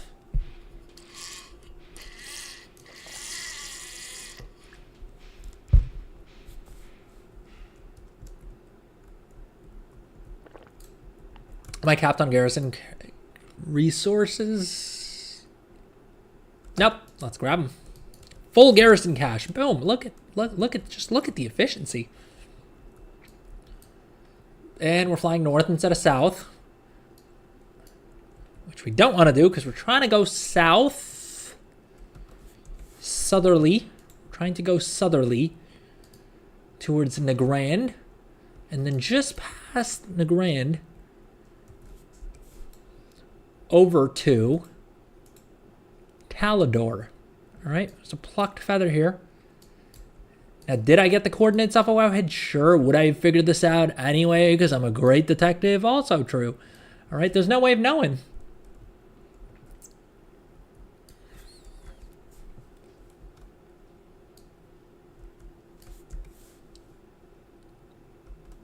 Plucked feather. Ah, the green ooze. See, Detective Adrell is on the job. Green ooze, feather. And didn't check the mini map. I think we should go southwest of here. Oh, would you look at that? Would you look at that? Oh, plucked feather. Isn't that a strange thing to discover all on my own? The feather appears to be purposely plucked and has an altar to be missing exactly 48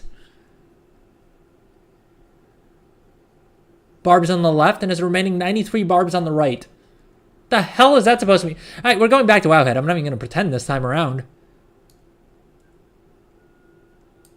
All right, we're heading over to Nagrand. So this quest line is the one that takes us through Draenor, it would appear. Frozen feather. Don't mind if I do. Boom.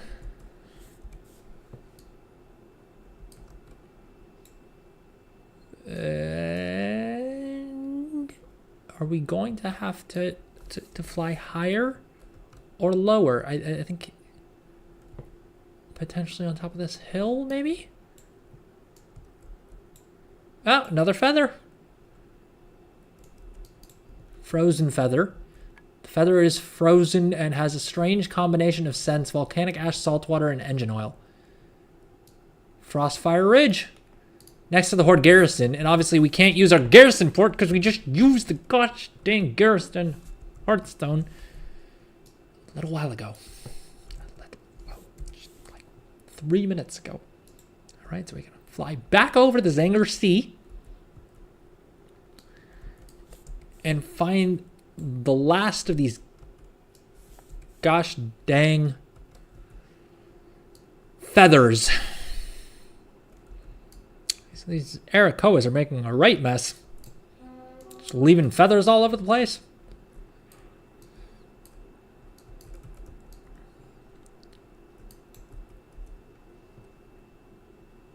Inventory is full.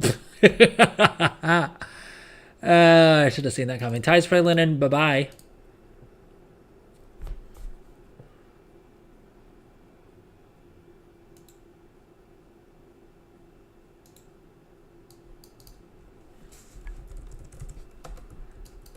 Boom.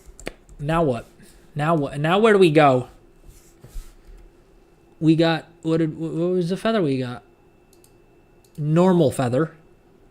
The feather appears unaltered as expected at the start of a journey. So we flew around, all that nonsense for no gosh dang reason. Okay, well, that's another quest done. Oh, raffle ended. Let me do one thing. I'm just going to extend it. So we're going to let's hit refresh real quick here.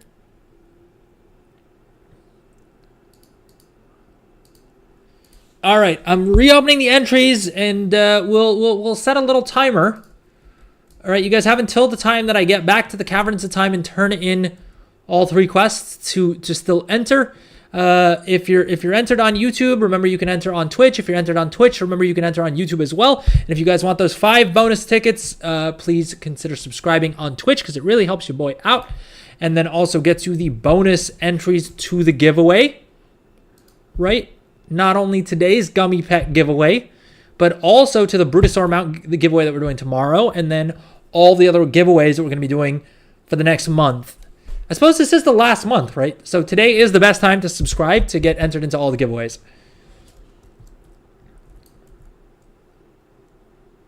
Because I guess we only have 4 or 5 more giveaways left. Yeah. So,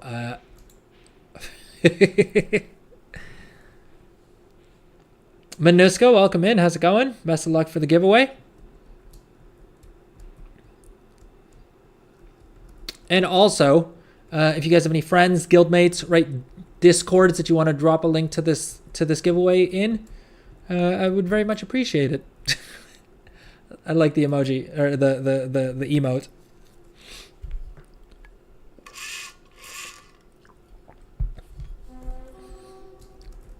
All right, and so we extended the giveaway until I turn in all 3 of these quests. I'm gonna turn in the Lashk one first. Boom. Oh, you know what? I just realized I could have picked up the Dark Moon buff for another 10% experience. Luckily, I didn't hype myself up thinking that turning that quest in would get me to level 79, because that's another thing that I do a lot of on stream. Is get super. All right, if this quest doesn't get me to level 79, boom, ding. What is up? That's right, level 79. It only took us. Does it tell me 13 hours and 16 minutes / played to get from level 78 to 79? So, power leveling. Also something we do on the stream, it turns out. All right. Hold on one second. Daily quests reset. Why does the questionnaire guy not have Historian Jupa? Isn't he supposed to have a daily quest for me? Maybe we did it after I didn't realize we did it after reset, but I guess we did it after reset. Warn the detective. All right, there is a new quest. Warn Detective Jones about the shapeshifter. Is that a follow-up quest or is that a new quest? Are we finally making progress towards the mount? But okay, I did say that we were going to end the giveaway once I turned in all 3 quests. We've turned in all 3 quests. If you haven't gotten your entry in yet, go ahead and drop !raffle into chat to get entered into the giveaway.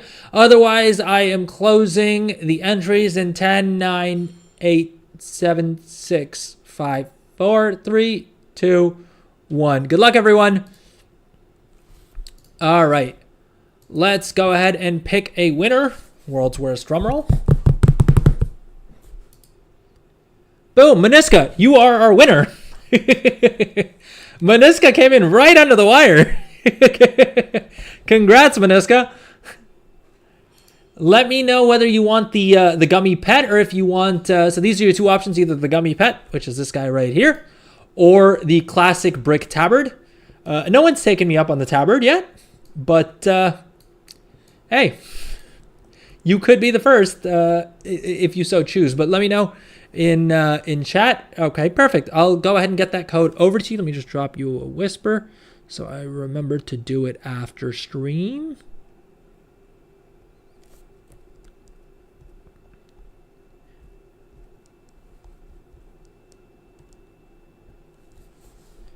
Boom, and I'll go ahead and get that to you right after we're done with the stream. Next time I'll just join at the end as well. And here I thought you guys were enjoying my streams. You're just here for the giveaway. But okay, congrats, Maniska. I'll go ahead and get the pet to you right after stream. And Leah, I think Leo was the winner of the Brutosaur, right? Yeah, so I gotta get last Friday's winner of the Brutosaur their mount as well, which I'll also do after stream. But that said, yeah, we're gonna keep going with the stream a little bit longer. We're gonna try and finish off the rest of these here quests from Ashes to Wisdom.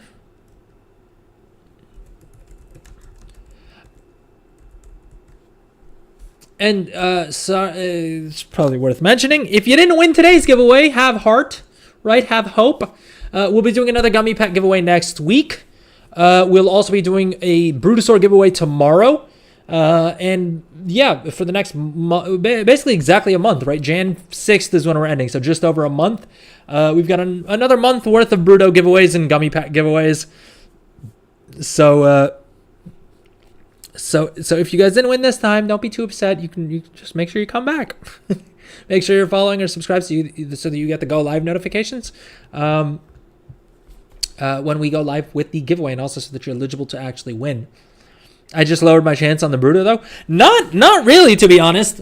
If anything, it seems like, and I don't know why, it's completely randomized by Streamlabs, so I have no way of like rigging this. But we've had multiple people at this time, I think, right? Who have won both the Gummi and the Bruto. I mean, they were always nice enough to like give away the second one. Well, no one's been nice enough to give away a Bruto, which is fair enough. But a couple of people who won the Gummi after, well, I know I'm a Warlock won the Gummi Pet after winning the Bruto, and they were kind of like, she was kind enough to pass it on, but yeah, but I wouldn't say it's reduced her chances. Like, there are people who have won both, at least person that I can think of off the top of my mind. And there are also people that haven't won as yet. I suppose. Yeah, I suppose that noob. You just got to keep trying is the point here. Okay, we did the Burning Steps part of this. We got to do Badlands next. Is there an easy way to get to the Badlands?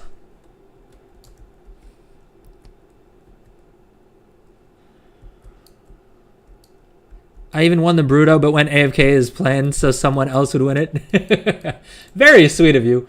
Very, very sweet of you, ClickCR. Dude, there was a port to Grizzly Hills here as well, so there was like 3 different ways that I could have gotten over to the bloody Borean Tundra if I wanted to. All right, you know what? Let's just read the guide. Did they give me a way to port over there?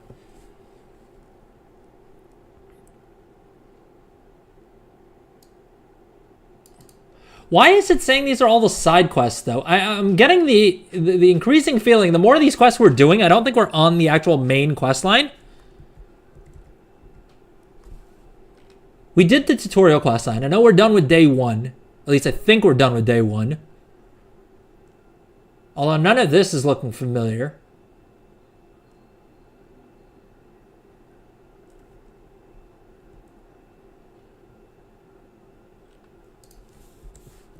Day 1. Let's see here. WoW's anniversary. WoW's 20th anniversary. Well, it's not showing us as having chapter 1 done yet. The Great Detective. I think we did that quest, right? We did that quest. The Trail's Gone Cold.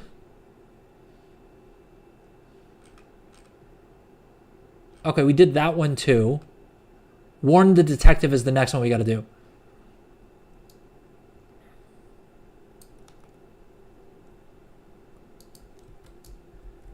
Hold up. There's two Detective Jones? That's not a good sign.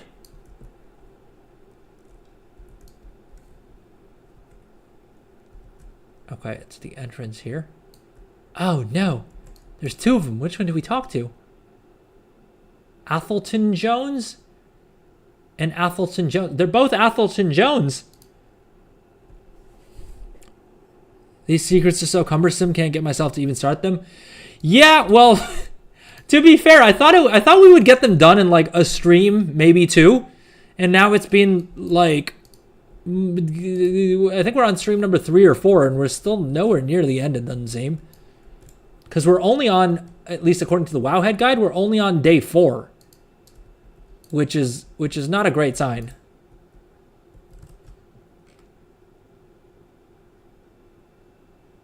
Spot the difference.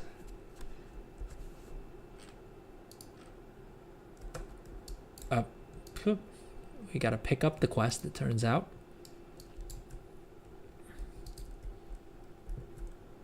Solve the case of the shape-shifting demon. Nice and vague. Nice and vague, Blizz. Also, how much of this currency do I now have? I can't believe I wasted time trying to farm up this currency. The bronze celebration tokens. But hey, I unlocked all the transmog. Let's go pick up a toy. Timely trinkets. I think we need the anniversary balloon chest. I mean, technically we need one of everything, right? Oh, we can pick up that and that. Oh, these things only cost like 10 of the currency each.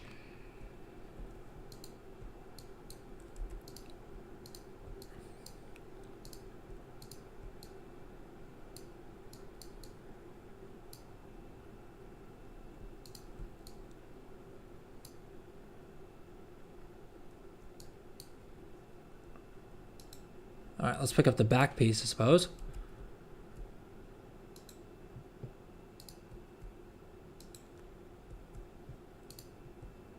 '20th anniversary balloon chest. Where's my balloon chest? Oh, there we go. That's cute. That's cute. Just take your time. They're pretty fun. No need to rush. Yeah, fair enough. Is it getting repetitive seeing me perform very poorly at all these missions on stream? All right, we transmogged a ring. I love that because of the fact that we're on a troll, it's just a giant ring on the middle finger. Which is fair enough, I suppose. All right, I feel like I bought another item that I didn't use for the transmog yet. And I don't know how to search my bags for usable items. Well, I guess I have this add-on that's dedicated to doing just that. But is it going to miss something is the point? Right, we bought 3 items. We bought the 2 toys. We used up both of those, and we bought the crest. And we used up the back piece. All right, and now how are we doing on currency? We have 3 of the bronze celebration tokens, and we'll get another 8 from doing this quest. No, it's fun watching you being clueless. All right, at least, as long as we're having fun. All right, that's the thing that matters most. Ask Maru for a hint, optional. Well, all right, we'll check with Leroy Jenkins. All right, that was the only thing I saw on the WoW head page. How are we still only on day 4 after we've been on this quest line for at least 13 hours of slash played, and we're still only on day 4. And there's what, like 15 days worth of quests or something? We haven't even completed chapter 1. Oh lord, this is gonna take us a good long while. Did you talk to Detective Jones today? Leroy shrugs. That guy, get this, he comes in early in the morning, orders a chicken, sure, then he's back at lunch. I asked him if he wants the same thing, and he's all, what? Guy starts for a minute and then changes his mind and walks away. Okay, so there's 2 of them. Doesn't seem he's aware of the fact that there's 2 of them. Yeah, but 10 hours of that was you talking to chat. Also fair. Also fair.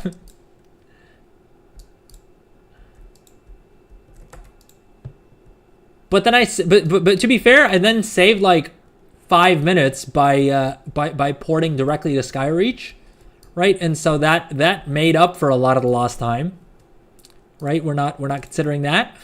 We're not considering the efficiency of that. Leroy Jenkins, Addy Fizzbog, and Hemet Nessingwary. The hell is Addy Fizzbog? Hemet's over here with his dad, isn't he? Now I don't know if we're supposed to talk to senior or to junior.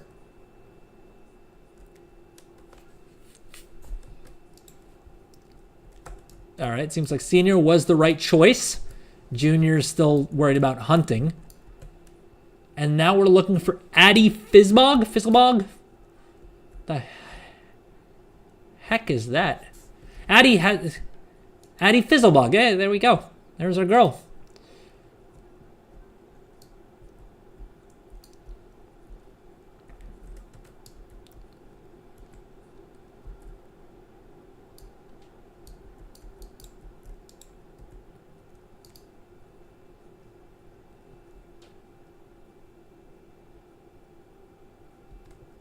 We got to figure out which one is which.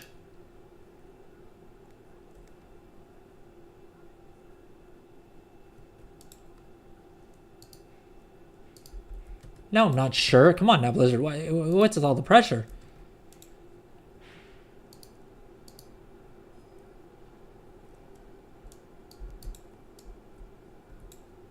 Aha, I guessed right. Contemplating ordering a pizza? Go for it. Pizza's always a good call. Pizza's always a good call. What kind of pizza are you thinking? Prepare yourself for the hunt. Damn it! Yelia Zenin? The hell are we supposed to find him? Or her, or whatever that was. We can ask Maru for more clues. Alright, let's ask Maru for a hint then. The hell else has Maru been doing?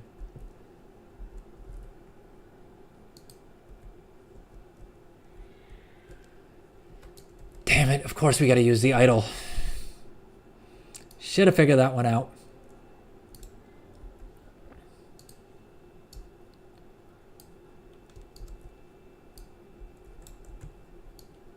Do we even need the idol up to see this path? I wonder if we can just follow the path. Probably should have figured that out myself, huh? Oh no, it disappears when we get into the water here. Although there's some random footprints here.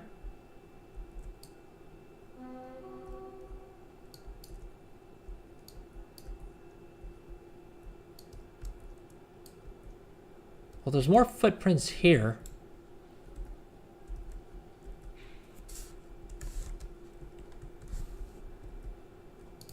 Damn it, I lost it again. Something cheesy? Well, it's pizza. Of course it'll be cheesy. My question is, what else other than the cheese, the tomato sauce, and the crust?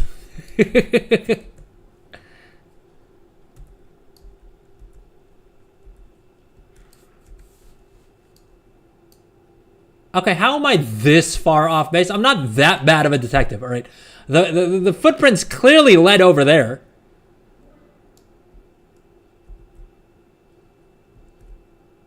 I wonder if it like wrapped around. Maybe I had to keep following in that direction, and this just got me right to the finish line.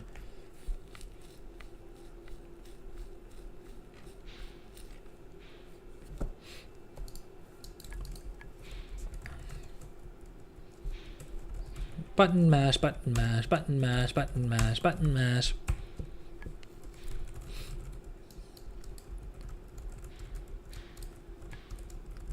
Button mash until mob falls over. Boom. 1 gold. All right, not fully worth it, but hey, quest completion. Quest completion is what we care about.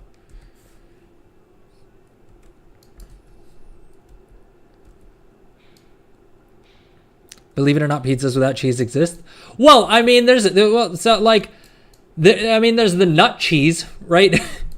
There's the nut cheeses, like your almond milk cheese, and your like, I don't know. I still can't get myself to not giggle a little bit whenever a place is like, dude, there was a restaurant we went to the other day, and it literally said a selection of nut cheeses, and I'm sorry, I just can't. There's no. I'm not. Is anyone ordering that with a straight face? Right? Is anyone like, oh, you know what I'm craving? Nut cheese. Just some good old nut cheese. Like, is there anyone saying that? What's up? I'm Warlock. Right time to join chat.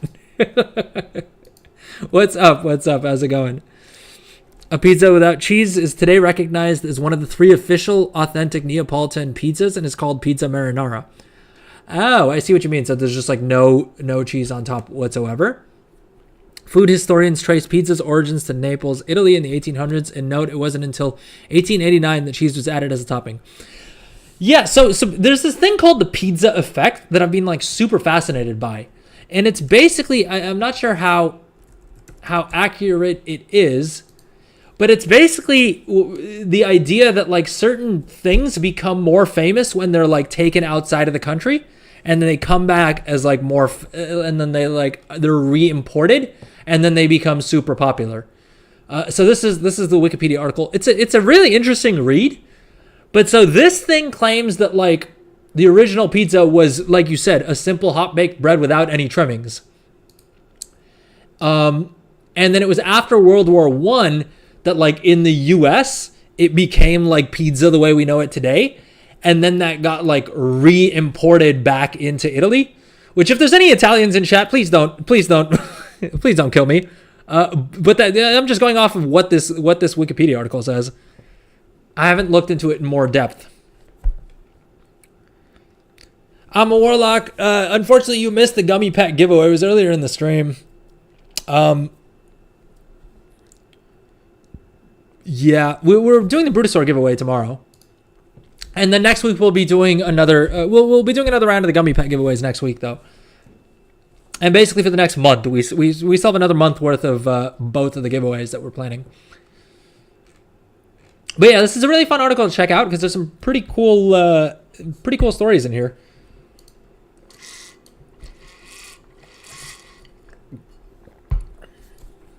All right, we picked up the next quest, which is Toy Trouble Speak with Maru.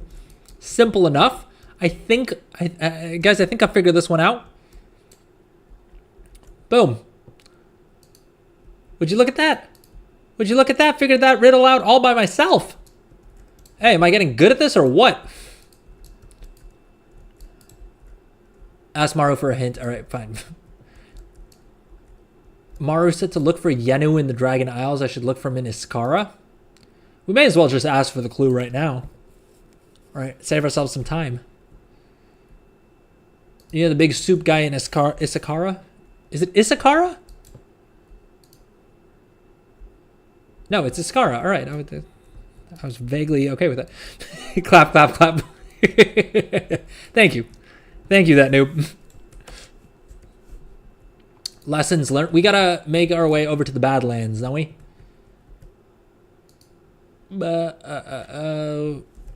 Badlands. Is there an easier way to get here? Burning Steps, Badlands. So probably best just porting to Twilight Highlands, right?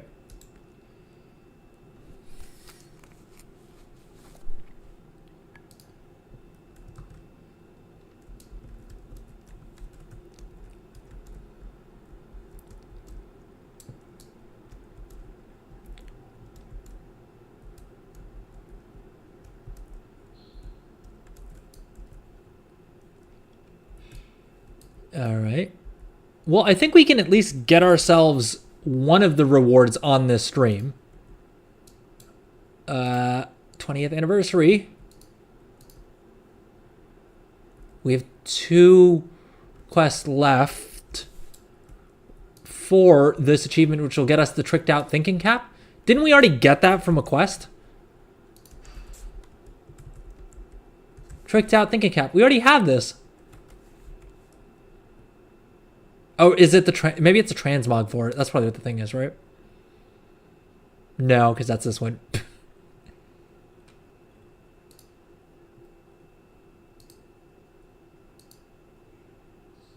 Yeah, it's transmog. Allegrado, welcome to the stream. How's it going? Good time zone? Thank you, thank you, thank you.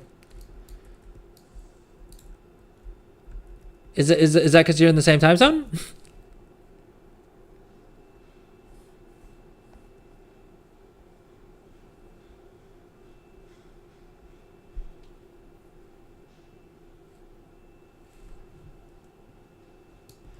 Good, on break from work and was looking for a place to watch some WoW. Good stuff. Welcome in. You just missed the Gummy Pack giveaway, but we'll be streaming at the same time tomorrow and giving away a Brutosaur mount. So make sure you drop a follow and or subscribe on YouTube so that you get the go live notification. This guy right here can be all yours. But okay, where were we headed to? I don't know. It's what I say to people because I never know what time zone they're in. Fair enough. Fair enough. Yeah, I'm in GMT +4, which is why I was like, which is why I was curious because I feel like my time zone doesn't really line up well with a lot of places. All right, so we're either heading to Iskara. I think we're actually gonna head to Valdrakken and then start flying over to Iskara, just because I want to take a break real quick as well before we complete the next two quests. So we'll hop on the flight path, and then while we're flying over to Iskara, we'll take a quick little break.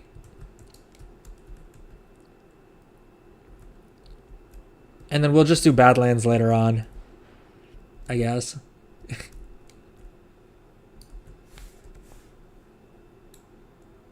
Engineering services required. All right, we got an engineering quest to turn in. Hey, Masalui with the Twitch Prime. Thank you. 3 months. I think you're probably the maybe the longest stream. Thank you, Masalui. Very, very much appreciated that.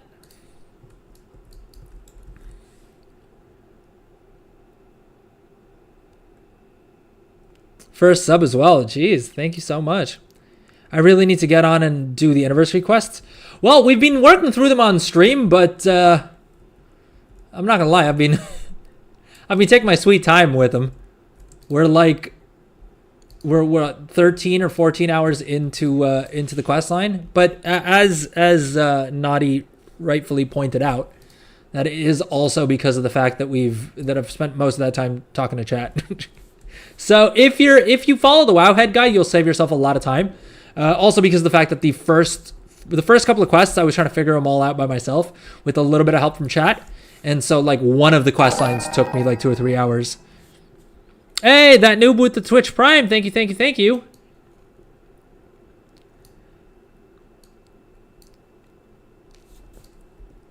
you, that noob. Very much appreciate it. And both of y'all get the bonus tickets to the tomorrow's Bruto giveaway, as well as the Gummy pack giveaway next week, the Bruto giveaway next week, right? All of the giveaways.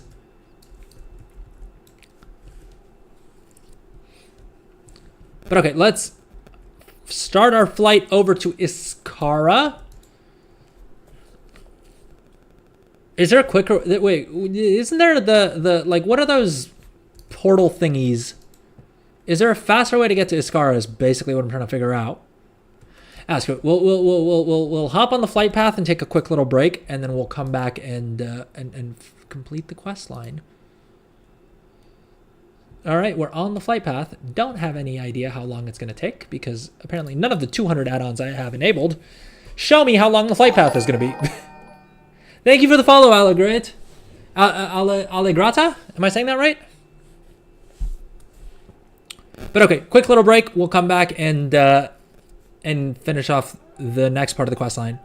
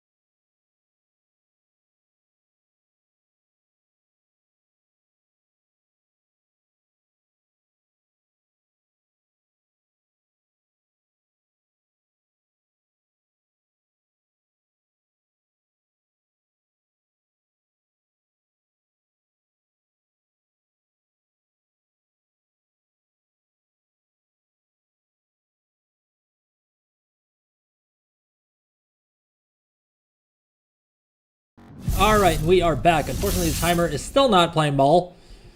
And so, yeah, apologies that the timer was saying it was going to take a lot longer than planned. It's easier if you call me Ali. Okay. Thank you. Thanks for letting me know, Ali. How's your day going? How's your week going? All right, so they said is this the toy we're looking for? You find them on the Dragon Isles near the soup guy is what the clue was.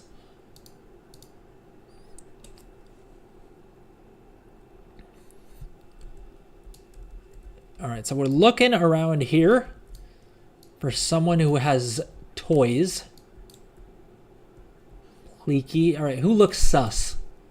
Who looks sus? Who looks like they may have smuggled some toys? That's a training dummy.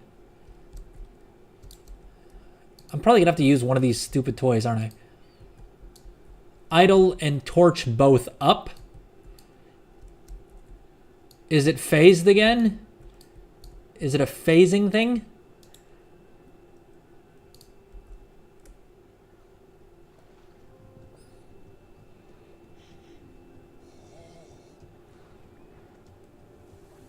It's been a while since we saw the cutscene.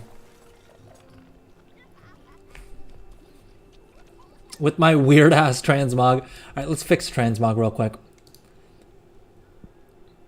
Because also, I wanted to use my tier 2. Ooh, nice and big.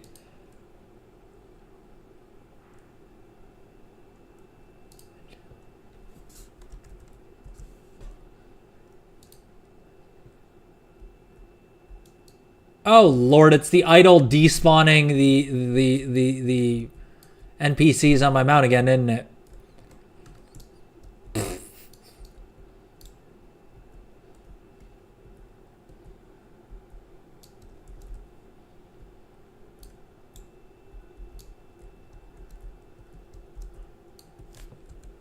Okay, so no luck so far finding anyone with toys. Are we going to have to resort to Wowhead again? Is that just the long and the short of it? The clue said by the soup guy. Oh, maybe this guy right here. Yenu. That's who we were looking for, right? I had my ball when my kite got stuck in a tree way up north in the Waking Shores. Then I went way south to a dragon base camp.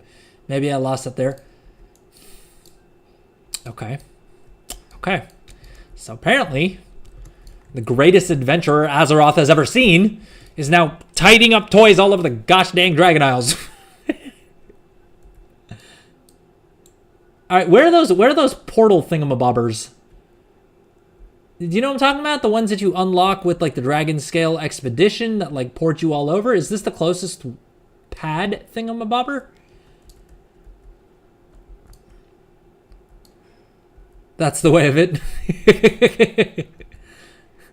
Fair enough. Just fly, not worth it.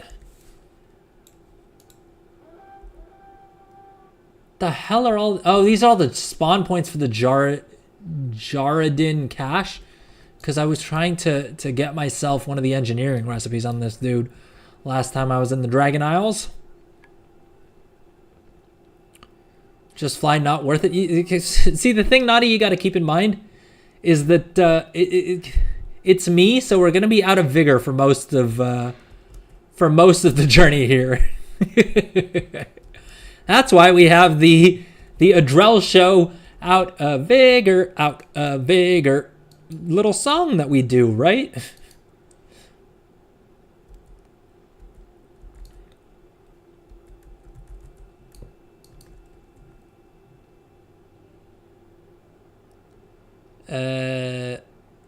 The thing I don't like about these dragon thingies is that I can't tell when I'm ground skimming and when I'm not.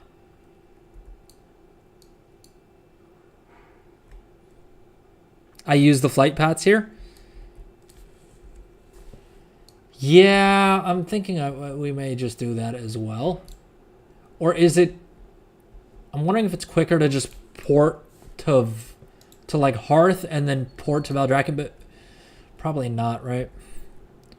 Dragon flying is such a pain. It took me forever to learn how to do it semi-decently. Yeah. It's fun. It like it adds. It's definitely more interesting than just steady flight. But yeah, it's super fun when you have vigor. When you're out of vigor, less fun.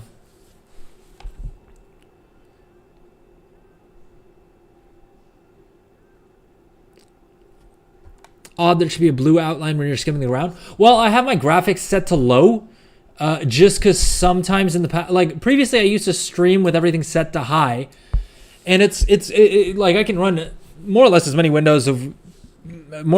instances of WoW as I want on high without streaming. But when I'm streaming to Twitch, to YouTube, and then also YouTube is 2 streams because it's a horizontal and the vertical, my computer just sometimes gets a little shaky, which is why I just play on low on stream. The add-on Dragon Riding or Dragon Rider helps you to show what angle you're flying to recharge easy. Okay. Well, so I tried getting like one of the weak auras that was like a Dragon Riding weak aura, but I never ended up really enjoying it all that much. Let's see if I can find the add-on though. Dragon Rider, is it Azure Pug's Dragon Rider?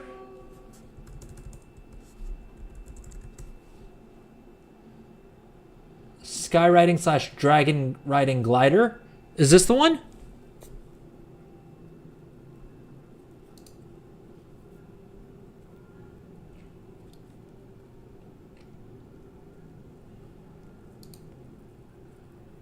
Although this doesn't seem to have an angle on it, so I don't think this is the one. There's a trick to gain speed. Aim high up and do skyward descent and quickly tilt camera down to straighten again. Right. Yeah, someone else in chat had told me about that. And so that's what I try to do these days, but I still haven't mastered it by any stretch of the imagination. All right, so this dude's toy, I forgot what toy we were even looking for. Okay, well, the book says to use the Idol of Onara, or like the little note thingamabobber. Went to a dragon base camp. Up north in the Waking Shores, and then went down to a dragon base camp. Well, I assumed that he was talking about dragon scale base camp, right? That should be the one, shouldn't it? But given how off I've been with every clue so far, I'm definitely questioning whether I know what the hell I'm doing. Does the idol like aim in any direction? Because it seems like it's just going in random directions. Oh, missing page from Yenu's snack book. The dragon said they're going to get stuff at a place further south and that I could ride along on my way back home. I hope the ride isn't long. I'm getting hungry for soup. Maybe the Hunter Town we're going to has some soup. Hunter Town. Oh, okay. That's probably in Onaran Plains, right? Hunter Town. Is that Timber Step Outpost, perhaps? Mayhaps?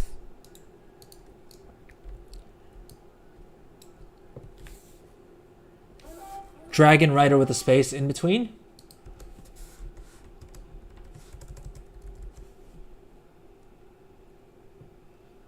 This one?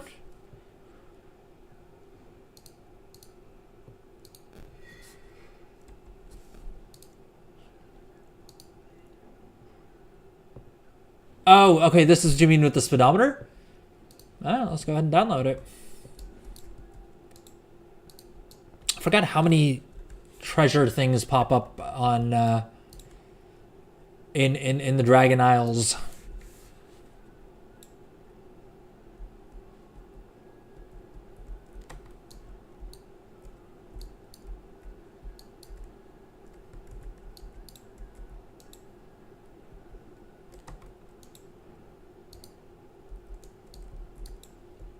All right, the problem is we started the Grand Hunt, but mainly I'm just trying to find the clue. Are we gonna have to check Wowhead? Oh, jeez. It took me a while to get how to do it properly, but once you get it, you get it. Yeah, I mean, I've tried my hand at it. I'm not particularly great at it, but let's see if the new add-on helps. All right, what the heck is the name of this quest that we're on? Secrets of Azeroth, Operation Toy Rescue.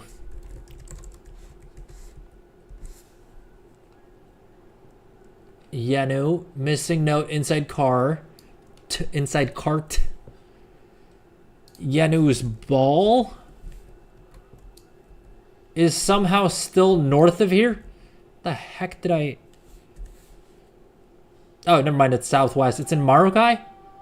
Well, I feel like the clue could have been a little bit better. Him saying a hunter's camp made me think that it was at the camp of the hunters, not at the capital city. I feel like he could have mentioned. I mean, dude's like almost 5, right? I feel like he could be a little bit better with his note taking.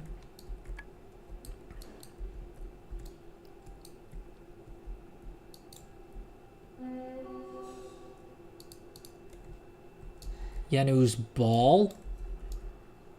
Boom.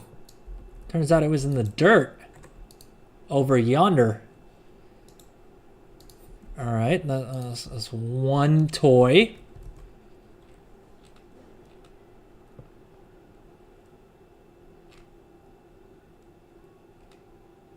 Oh, for Christ's sake, we got to go back to Yanu in Iskara to return the ball?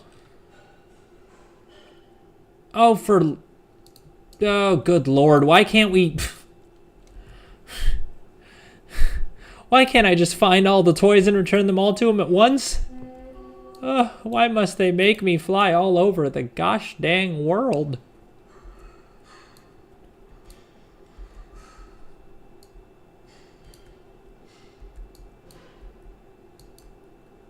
I'm also seriously reconsidering not having just done this on a mage. Like, I have a level 80 mage. I could have just done all of this on the mage and ported around so much easier. It wouldn't be an adventure if you didn't have to travel over all of Azeroth. Fair enough. Fair enough. It's almost like having a rare mount requires a lot of effort. The thing I don't get though is like, so does this just go away with the end of the anniversary event? Like, are they gonna bring it back next year? I would hope that they do, because I've said it before and I'll say it again. I hate when Blizzard does FOMO stuff, because not everyone. I mean, ever since the gosh dang OG Bruto, when what do you call it? When I missed out on that, I've sort of decided that to just constantly stay subscribed, which is probably what Blizzard is going for with the FOMO stuff, but I really don't like when they do it.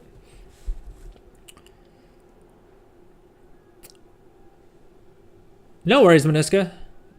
Lurk away. Master Louie, how am I doing? I'm doing good. I'm doing good. How about yourself? I think the title quest line goes away, but the bike one stays. Well, didn't people say that you need the title in order to get the bike? Though that does kind of make sense. That maybe the achievements go away, and then you have to get like the tools via the Dragonflight secrets. I still have to do that mount. I have to do the Lost Nightmare mount. I honestly didn't think that this quest line would take this long. I thought we would be done with it in like a couple of streams.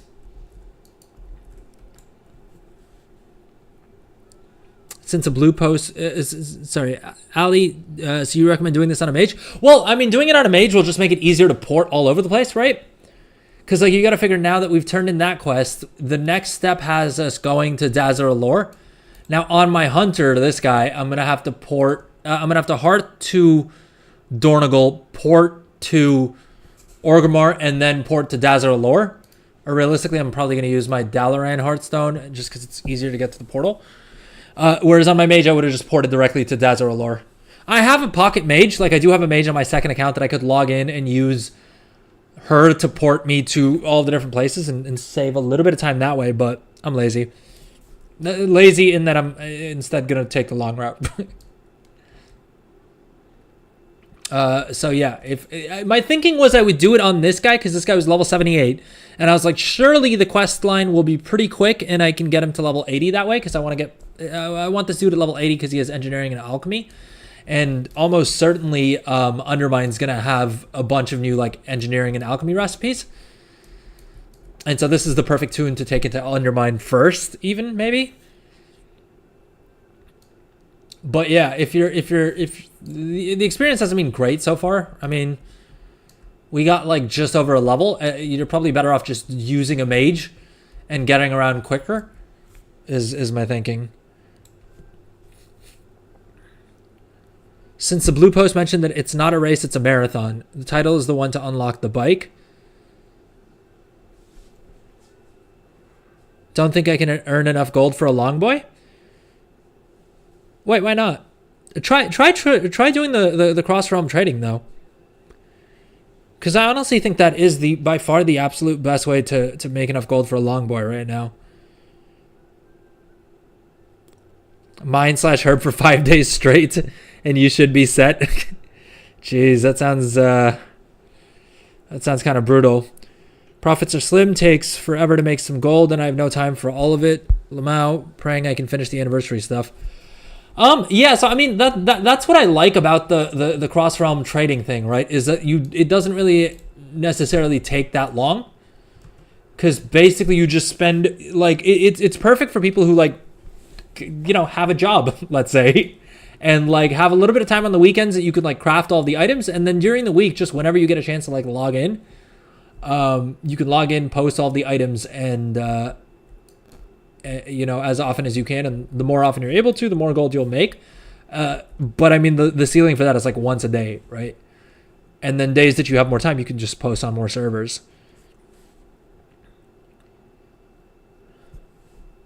But for the anniversary stuff, I would say, well, I spent a bit of time grinding out the bronze celebration tokens, because I wanted to unlock all of the tier 2 transmog things.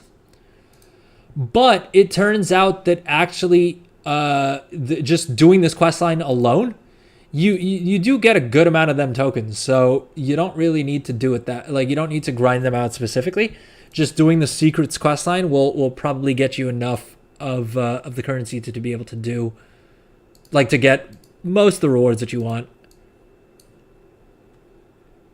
I'm trying to find something that goes with the transmog for this tier 2 set.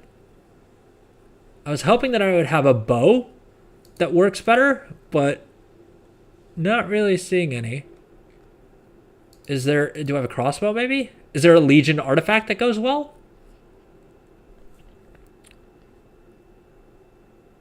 Makes sense. Thank goodness I know life at the beginning of the event and have all the classes at 80 now. Good stuff, good stuff, good stuff. Well, that's what I thought I would do, and that's kind of still what I keep thinking, but I'm also realizing now that there's like a month left of the event. And so I have so many alts. Remix, like I leveled a bunch of characters to level 70 in Remix, thinking that I would use them for like my alt army. And then honestly, I just didn't enjoy the way concentration crafting felt, and so I didn't end up actually using a lot of the alt army for a lot of stuff. And now I just have a bunch of level 70s hanging out. But I think this guy and my Warlock are the only two characters that I really want to get to level 80 during the anniversary event. The others we'll see when I get around to them.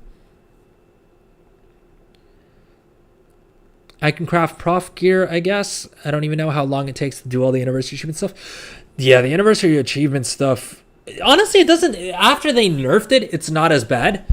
It's the typical thing, right? With any Blizzard event, the smart ones know that you never do a Blizzard event week 1.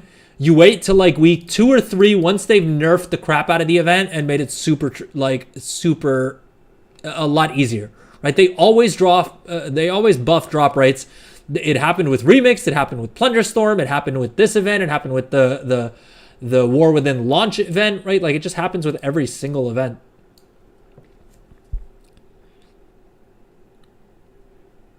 But yeah, I don't think it'll take as long if you were to do it now as much as it did like at the start of the event, which I made the mistake of trying to grind out everything at the start of the event. So far, I'm using about 30 or a bit more alts for concentration. Jeez. I suppose the thing is it probably didn't take all that long to do it. It's just for me logging in. Like I have too short of an attention span to like do the exact same thing on multiple characters. Instead, what I've ended up doing is I have a bunch of different alts with professions on them, but they all have slightly different builds.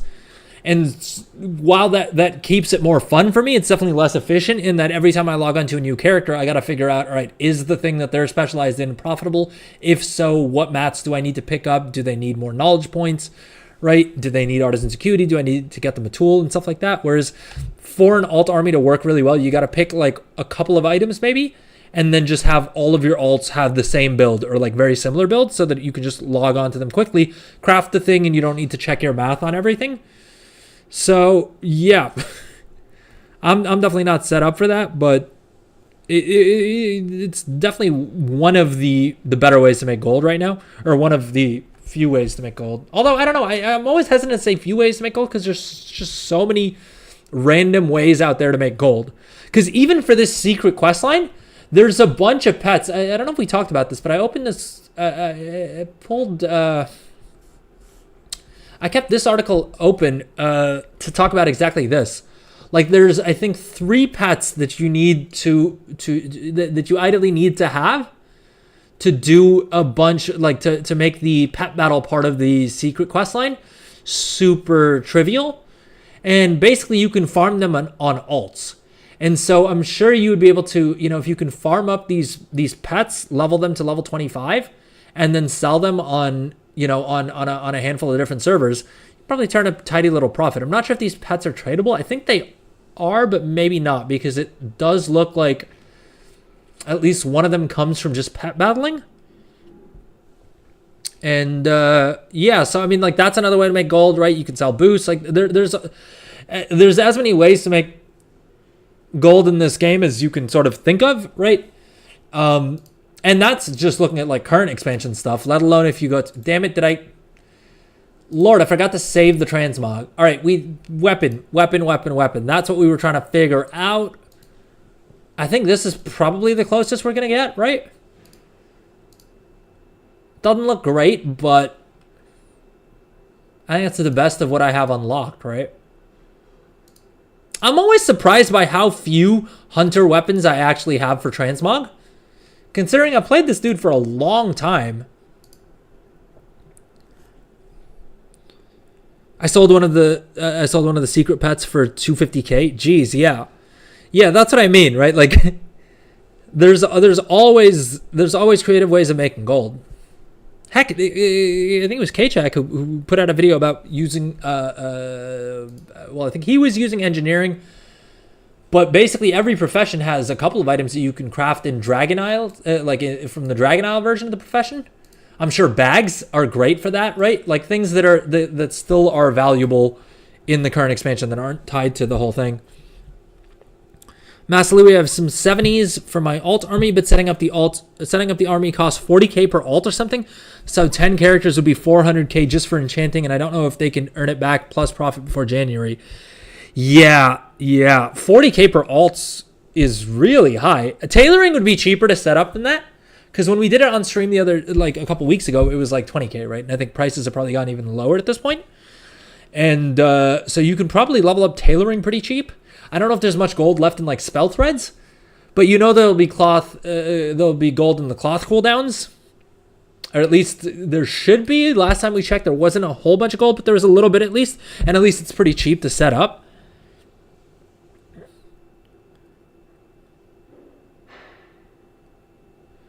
But yeah, I mean, part of the issue is that like between now and when the Brutosaur goes away, there's not really going to be anything that increases demand for any of these items, right? Because the next patch is going to happen most likely after. Actually, when is patch? First of all, the next patch. Sorry, 1 second. We are on version 11.0.5. When is the Isle thing coming out? Isn't that like December 12th?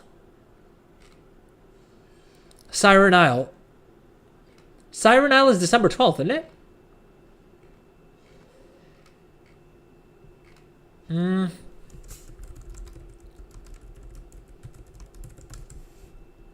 December 17th.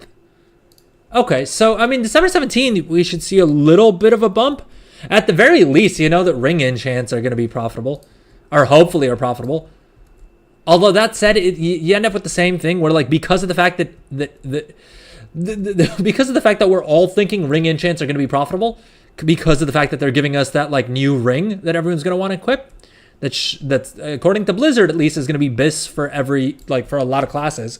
Your gut instinct is to think that, okay, ring enchants probably see a huge spike in demand, but then the question becomes, all right, has everyone and their mother just been stockpiling ring enchants that they crafted with concentration?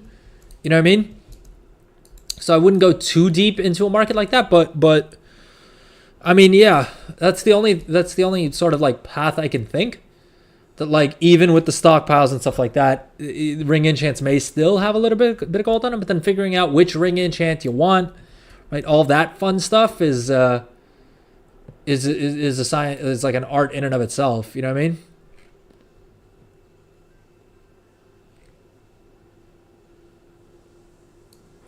Hall of Beasts area of Dazar Allure. Dude, I completely forgot what the heck we were doing for a second there. Worgen female Goldshire Moonguard. Giving away all the secrets, Rubik's Cube. It's a good way to make gold. It's a good way to make gold. Can you trade cross-faction?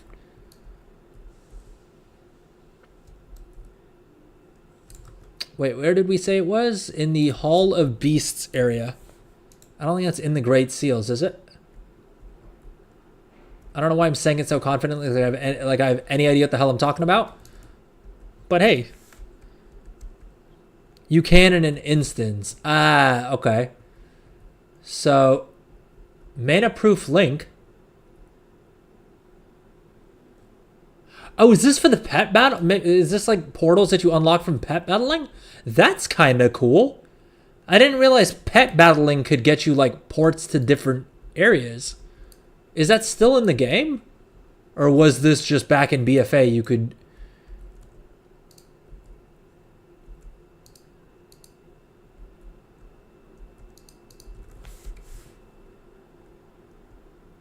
Oh, so if you pick up the quest, then you get a port to all these dungeons. That's kind of interesting. I didn't realize you can port around from Dazar Allure. I'm always happy to find new ports, because I always think that, like, oh, I'm going to use this to be even more efficient. And then it takes me 2 hours to do a single quest. Hey, it is what it is. I should be able to find... Nuts, there we go. That was simple enough. Nuts, pet Nuts. Nuts is startled but accepts the gesture. You notice Nuts is shedding fur in large clumps. Well, it's concerning, right? You don't want your Nuts shedding fur. Is what I assume to be the case for others as well. Plush toy, 201 yards over. Of course he doesn't have his plush toy in here. Of course it's out there. Why would it be in here? That would be convenient. That would kind of make sense. Plush toy. What the fuck is... Azeroth's greatest adventure out here fucking searching for pet toys. Damn it, the fuck happened?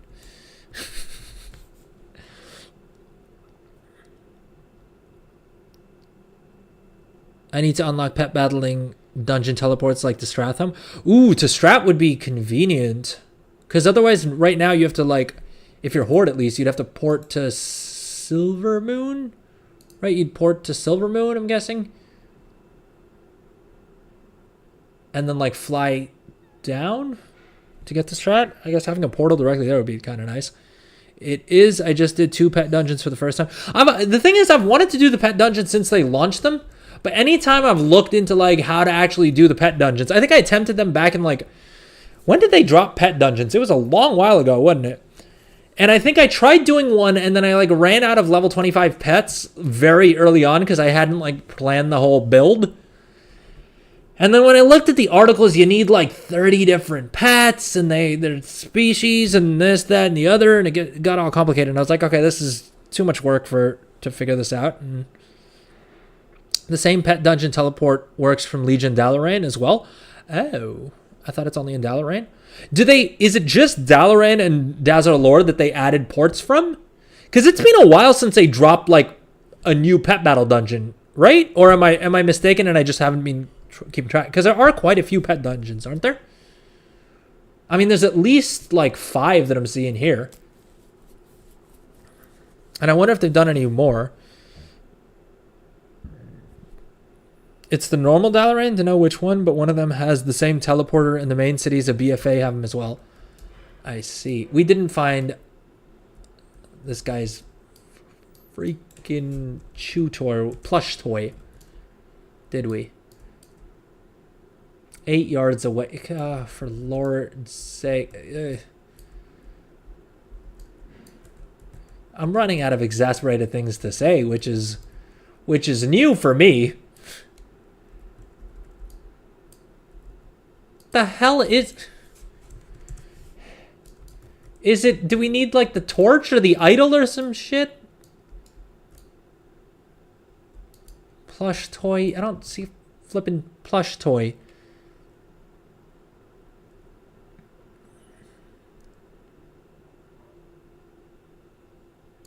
We'll be by a tree overlooking the silver area.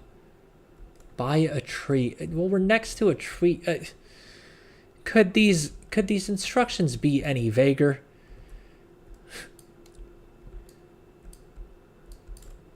Don't point out the fact that even with the Wowhead guide, I'm struggling, right?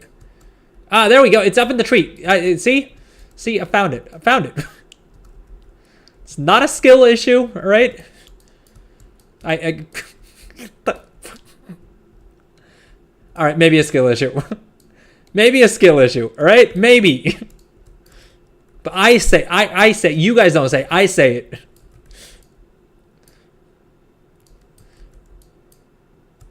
Dude, how did I fall back into the same goddamn crevasse? All right, we made it on here. Just got to pick up the plush toy, back away slowly. All right, we're going to head back inside, give it to this dang pet. All right. Hopefully our nuts will stop shedding fur, which is a statement I didn't think I'd find myself saying, but here we are.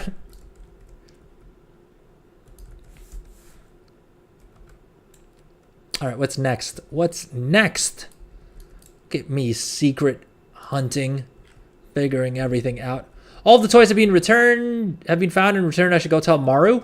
Is Maru back in oh, thank God, at the conference of time. Okay. Oh Lord, I thought Maru was back in his car again. I've seen enough turtles for one day. All right, now we've got ports to everywhere. The question becomes, which of these ports do we take to get as close to the Badlands as possible? I think probably Org and then Twilight Highlands. A turtle made it to the water. Lord. BFA World Quests were... no, that was Legion, right? Well, hey, we may be heading back to Legion if the remix rumors are true. How do we feel about Legion remix, chat? I, for one, am kind of stoked. I'm just curious at what they're going to do with the class halls. Like, are they going to have, like, an expedited way of getting through the class halls? Are they going to allow us to unlock the, like, unique tints for the artifact weapons? Right? Give me any remix. Yeah, fair point. I'll take any remix. Remix is fun as heck. I actually think it was... I actually prefer remix to classic in some ways, because it keeps the same, like... well, I mean, the pacing was even faster than retail WoW is. But you still got to, like, re-experience everything in a fresh, fun, new way. And I think there's still I think I still have a handful of Legion mounts that I need. Right?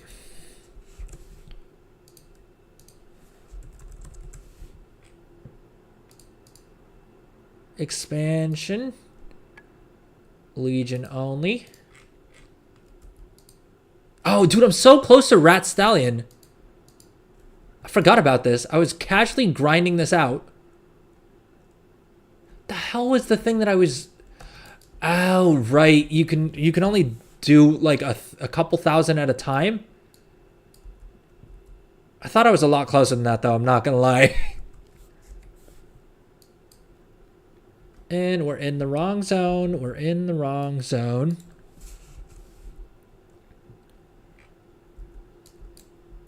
Ivory Hawkstrider. This is a pain to grind out. But if they give us if in remix, it'll probably be easier to grind out rep with this dude, right? So we can grab this mount. Bloodfang Widow. Don't want it. Arachnophobia mode's on. Don't want it. Vicious Warstrider. We're not getting any of the vicious mounts. Shackled Urzel. Oh, we're getting this from Legion Time Walking, though. We're getting a reskin of this from Time Walking. I'm stoked for that. Fellblaze Infernal. So, this probably doesn't become 100% drop rate, right? Or, like, we can't buy this one, can we? Lightforge Warframe. I actually have the rep to buy this. I'm just too cheap to spend 600,000 gold on it. Gold on Hellfire Infernal. Wait, what's the difference between this one and this one? Fellblaze Infernal and Hellfire Infernal? They both drop from Gul'dan.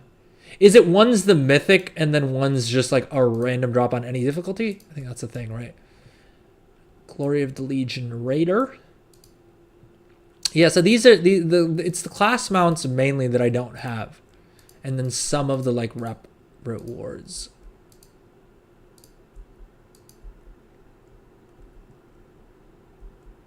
Oh, I hope they bring back the Brawlgar Arena. Sorry, I got completely sidetracked from our quest line by looking at Legion mounts.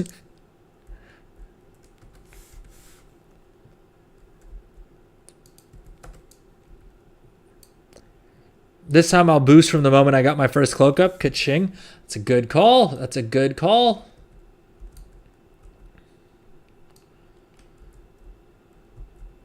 The problem I have is that, like, if they do another remix and it works exactly the way that this, like the first remix works, I'm worried that I'm going to run out of like character slots, right? Will they give us more slots? Will they... I don't know. I think that's the problem, is because like a lot of remix was setting up alts, and if you're capped on characters, which I know a lot of people cap their characters during Miss Pandaria remix. Are they going to have to delete characters in order to like level up more alts during Legion? And also, are they going to make it so that like remix Legion gets you to level 80, or is it going to still just get you to level 70 and then you play the new expansion? Like, I don't know. I think a big part of it is exactly how they implement it, right? From ashes to wisdom. From ashes to wisdom. Burning Steppes, Badlands, Twilight Highlands. All right, what's the engineering toy? The hell are the engineering toys called? The ones that like port you all over. Is there one that can get me to friggin' Twilight Highlands? I should probably just Hearth. Hearth it is. Hearth it is. Let's use our Dalaran Hearth.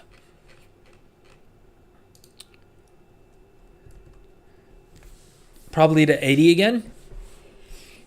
Well, I think the reason that they were able to make Miss Pandaria Remix get you to level 80 real quick was because of the fact that it was coming at the end of an expansion. So they didn't really care if you didn't play much of Dragonflight, right? On those tunes. Whereas I feel like we're still pretty early on into the War Within, right? Are we at the stage where they're okay to just do away with like the War Within leveling journey? I mean, it's kind of trivial anyway with everything that's going on, but I like with the what is it, you can get 80% bonus experience between all the events and the anniversary event and all the other buffs, right? So it's not like it's particularly difficult to get to level 80 on alts right now. But I would be interested to see if they just write it off and they're just like, ah, screw it. I'm waiting on my 4-cheese pizza. I'm so hungry. Good stuff. Good stuff. Good stuff. You weren't kidding when you said you were craving a cheesy pizza. Naughty redeemed hydrate. All right, folks, we know the drill. All right. If you have water with you, come on and take a big old swig with me. If not, please go grab some water. All right. It is literally the most important thing. All right. We've covered this multiple times. No matter what you're doing, whether it's gold making, secret hunting, mount collecting, right? Staying hydrated is the most important thing. So if you don't have any water with you, please go grab some water. Right, and if you have some water, let's go ahead and take a big old swing here.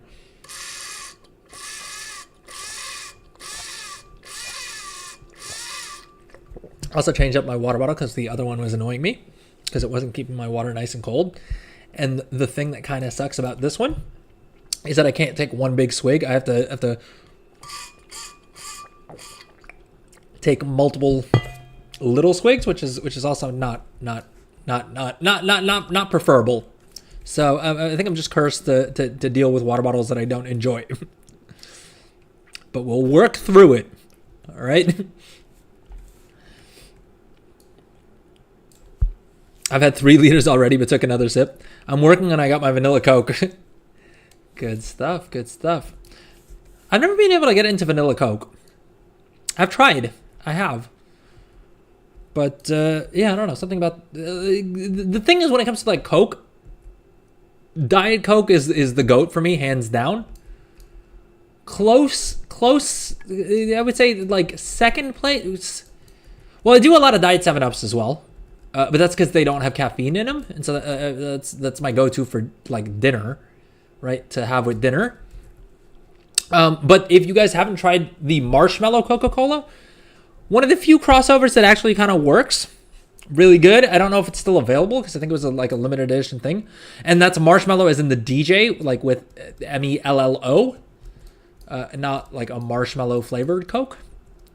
Because that I feel like would be, I was going to say too sweet, but then I remembered I'm the guy who eats stupid amounts of candy on a daily basis. So probably not too sweet. I actually got my hands on an Oreo Coca-Cola collab a little while ago, and it's literally lying in my fridge because I haven't tried it yet. All right, maybe tomorrow's stream we may try out the Oreo Coca-Cola, which is weird enough in and of itself. But they also did the reverse collab where they have Coca-Cola flavored Oreos, which somehow seems a lot worse than the other way around. All right, got 4 enchanter robes on 2 other realms, around 4K total if they all sell after AH cuts. Let's see how bad I fail at this. Oh, you're not going to fail. Trust me, they will sell. I don't know. I'll be honest with you. I don't know if 2 other realms is a large enough sample size, but you're probably, there's a very good chance that those do sell. Because admittedly, I usually list a bunch of different items, and I've yet to see a server where I have absolutely 0 sales on everything. 1 second, I'm here, and I need to blow my whistle. Get this dude over here. All right, we got the cultists. Where are we headed to next? Shimmering Expanse. Good lord, could they make it any further? Vashir, Well,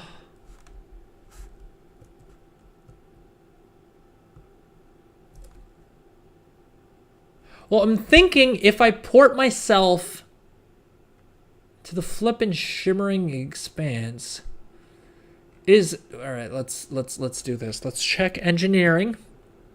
Let's go back to Cataclysm engineering.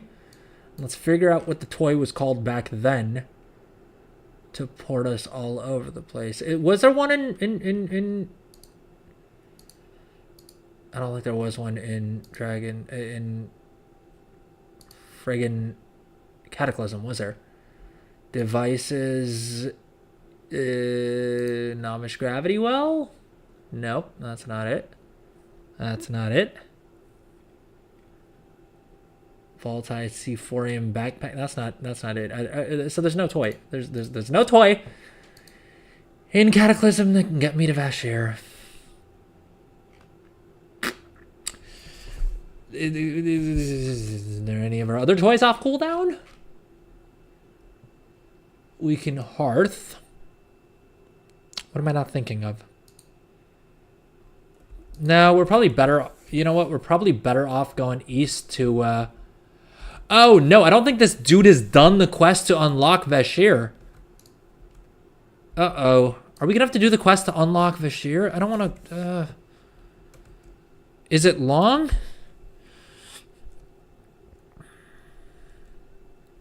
They aren't max level. They are tier 3, so 544. So to drop the price a little to compete with 551 or whatever that one is. Oh, you may have a tougher time selling those then, to be honest. I mean, I think they'll still sell because a lot of people are doing it just for doing it for the plus skill. But at this stage, I think a lot of people will just buy the rank 5s. It actually depends on the server that you're selling on, because if it's substantially cheaper. You got to keep in mind, a lot of the player base isn't going to hop onto another server to buy their profession equipment, even if they know it's cheaper. Even if you were to tell them it's cheaper. Oh, Lord, I don't have the port back to Orgrimmar from here because I haven't completed the quest line for this thing. So that's kind of annoying. What the heck? We don't have such fancy stuff here. Well, they're imported where I live as well. At least I think they are. I mean, they have to be. Dang near everything is. Craft sim keeps glitching on one character. Queued work orders and then crafting next will make it load forever and end up freezing the game for 5 minutes until it all catches up again. Ooh.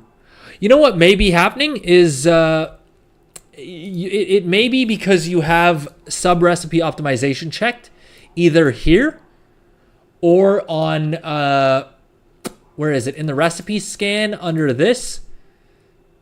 Optimize sub recipes, because that will just take out my computer for a while, and I've got 32 gigs of RAM in this PC, so it's not like it's a small amount of RAM that it's chewing through.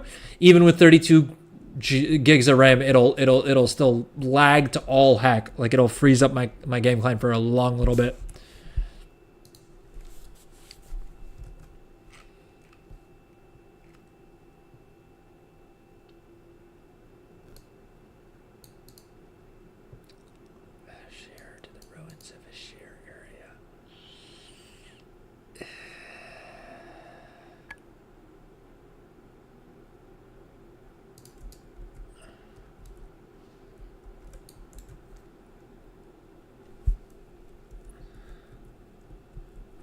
Yeah, let's see if the Orgrimmar portal to Vashir works. Okay, fingers crossed. Fingers crossed.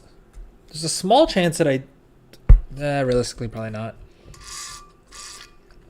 Cataclysm was too long ago for this character to have even likely been around back then. It's like it fails to communicate with the server. I can move around and see other people move around, just can't interact with anything, and then it catches up again and it works. It's a weird bug with WoW and Craft Sim and only on that character.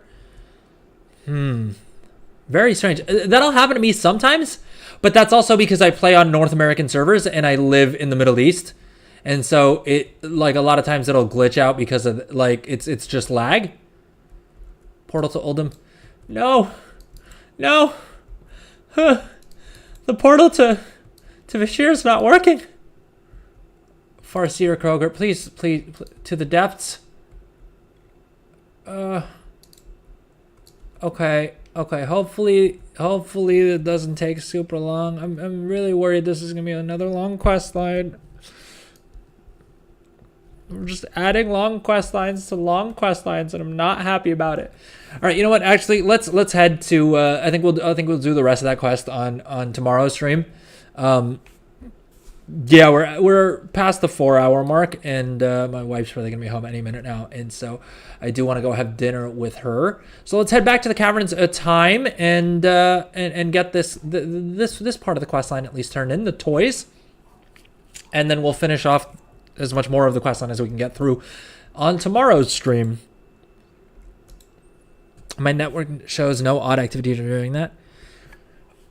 Yeah, I mean, that. I was going to say that sounds more like it's probably on the client side of things, right? I don't know. I'm not as well versed in the software side of things as to know what that means. All right, wait. Let's turn in this quest. Maru. Boom. Is there another quest? Ah, there's another quest. There's another quest. The final toy. Speak with Okay, well, I'm going back to Maru. Oh, and we got another 16 currency. We've unlocked all the armor kits. We even bought the warrior one twice for good measure.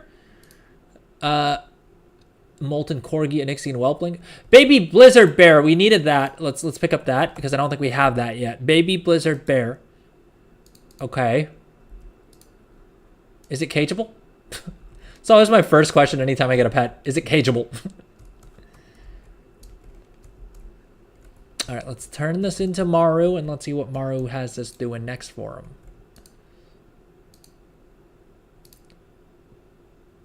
Discover the toy thief. Are they somewhere around here? No, we didn't ask Maru for a hint.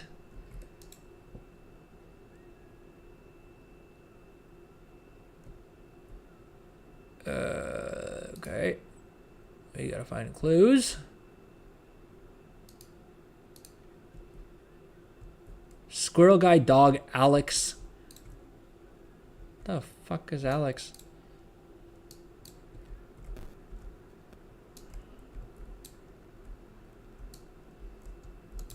Toy thief discovered.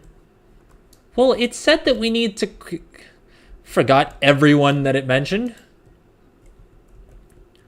Culprit is a squirrel guy, is a dog. Yanu's toy was a ball that you found buried in a dirt pile. The other toy you found was at a tree, and you had to follow a trail of fur to find it. Oh, I see what we're doing.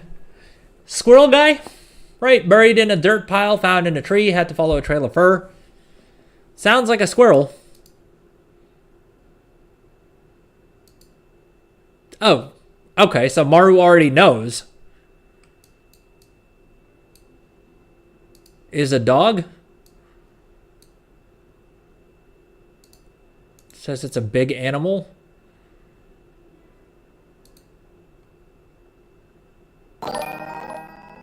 Hey, thank you for the follow, Ricky TV. Very much appreciate that. Welcome to the stream. How's your day going? How's your week going? Gaming with Ricky on YouTube. What's up? Unfortunately, you missed the giveaway. It was earlier in the stream, but tomorrow's stream, we're giving away a Brutosaur mount. So please do make sure you come back for that.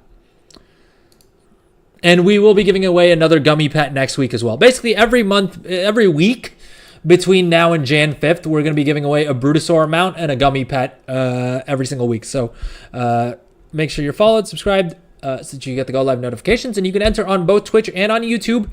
Each of those platforms will get you one ticket each.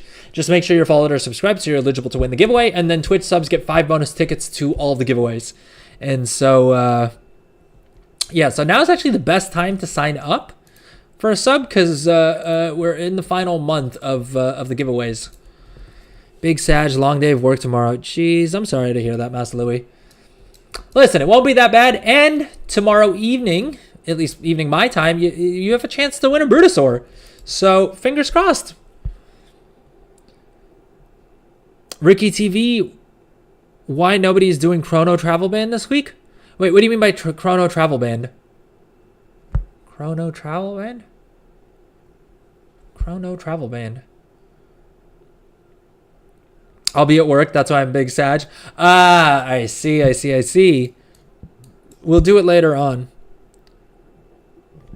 Moira's band just behind you?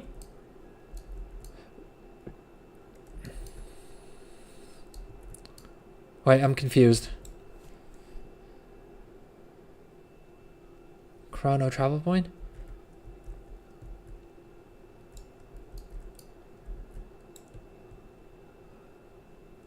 Moira's travel plan?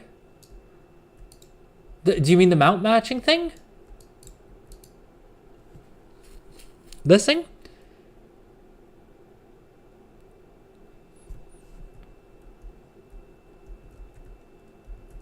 Oh, BRD. Ah, okay. Right, Moira the thing. Oh, have the queue times gone up? Well, I think they kind of shot themselves in the foot a little bit, in that the rewards aren't that great. All right, what is BRD still reward? Because I think on LFR at least, like the rewards are kind of trash, right? Classic, BRD. Yeah, Raid Finder rewards veteran gear, which, I mean, who needs veteran gear at this point, right? It's barely worth doing. On normal mode, I guess if you put together a raid for it, then you get champion gear, but is it worth the effort to like put together an entire raid? I mean, I haven't bothered yet, to be fair.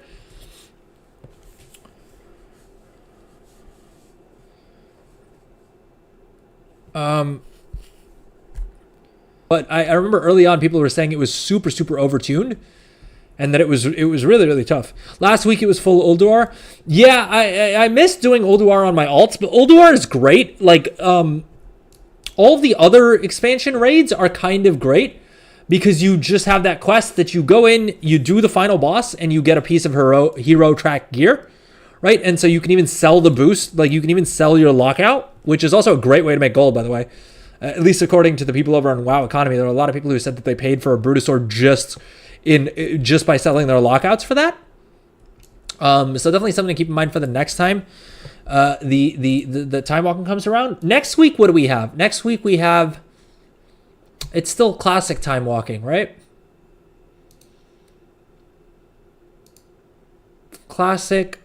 I thought it changes back to Cataclysm time walking.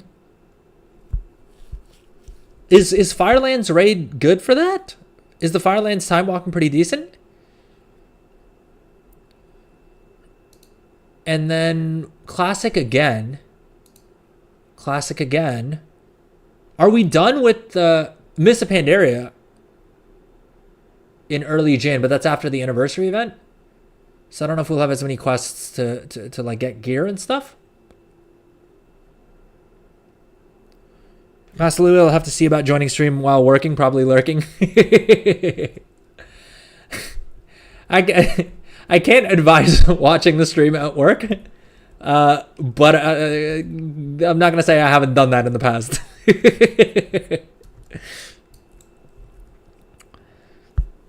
Rubik's Cube. Okay, so I found Dawn Thread lining for 10G, so I figured I'd buy it and repost it. I see a lot of them up and down. If I see Argent has 4 listed for 25K, median across US is like 300 to 400. Would that be good or bad to post there? And would you go for 25K? Wait, do you mean the recipe for it?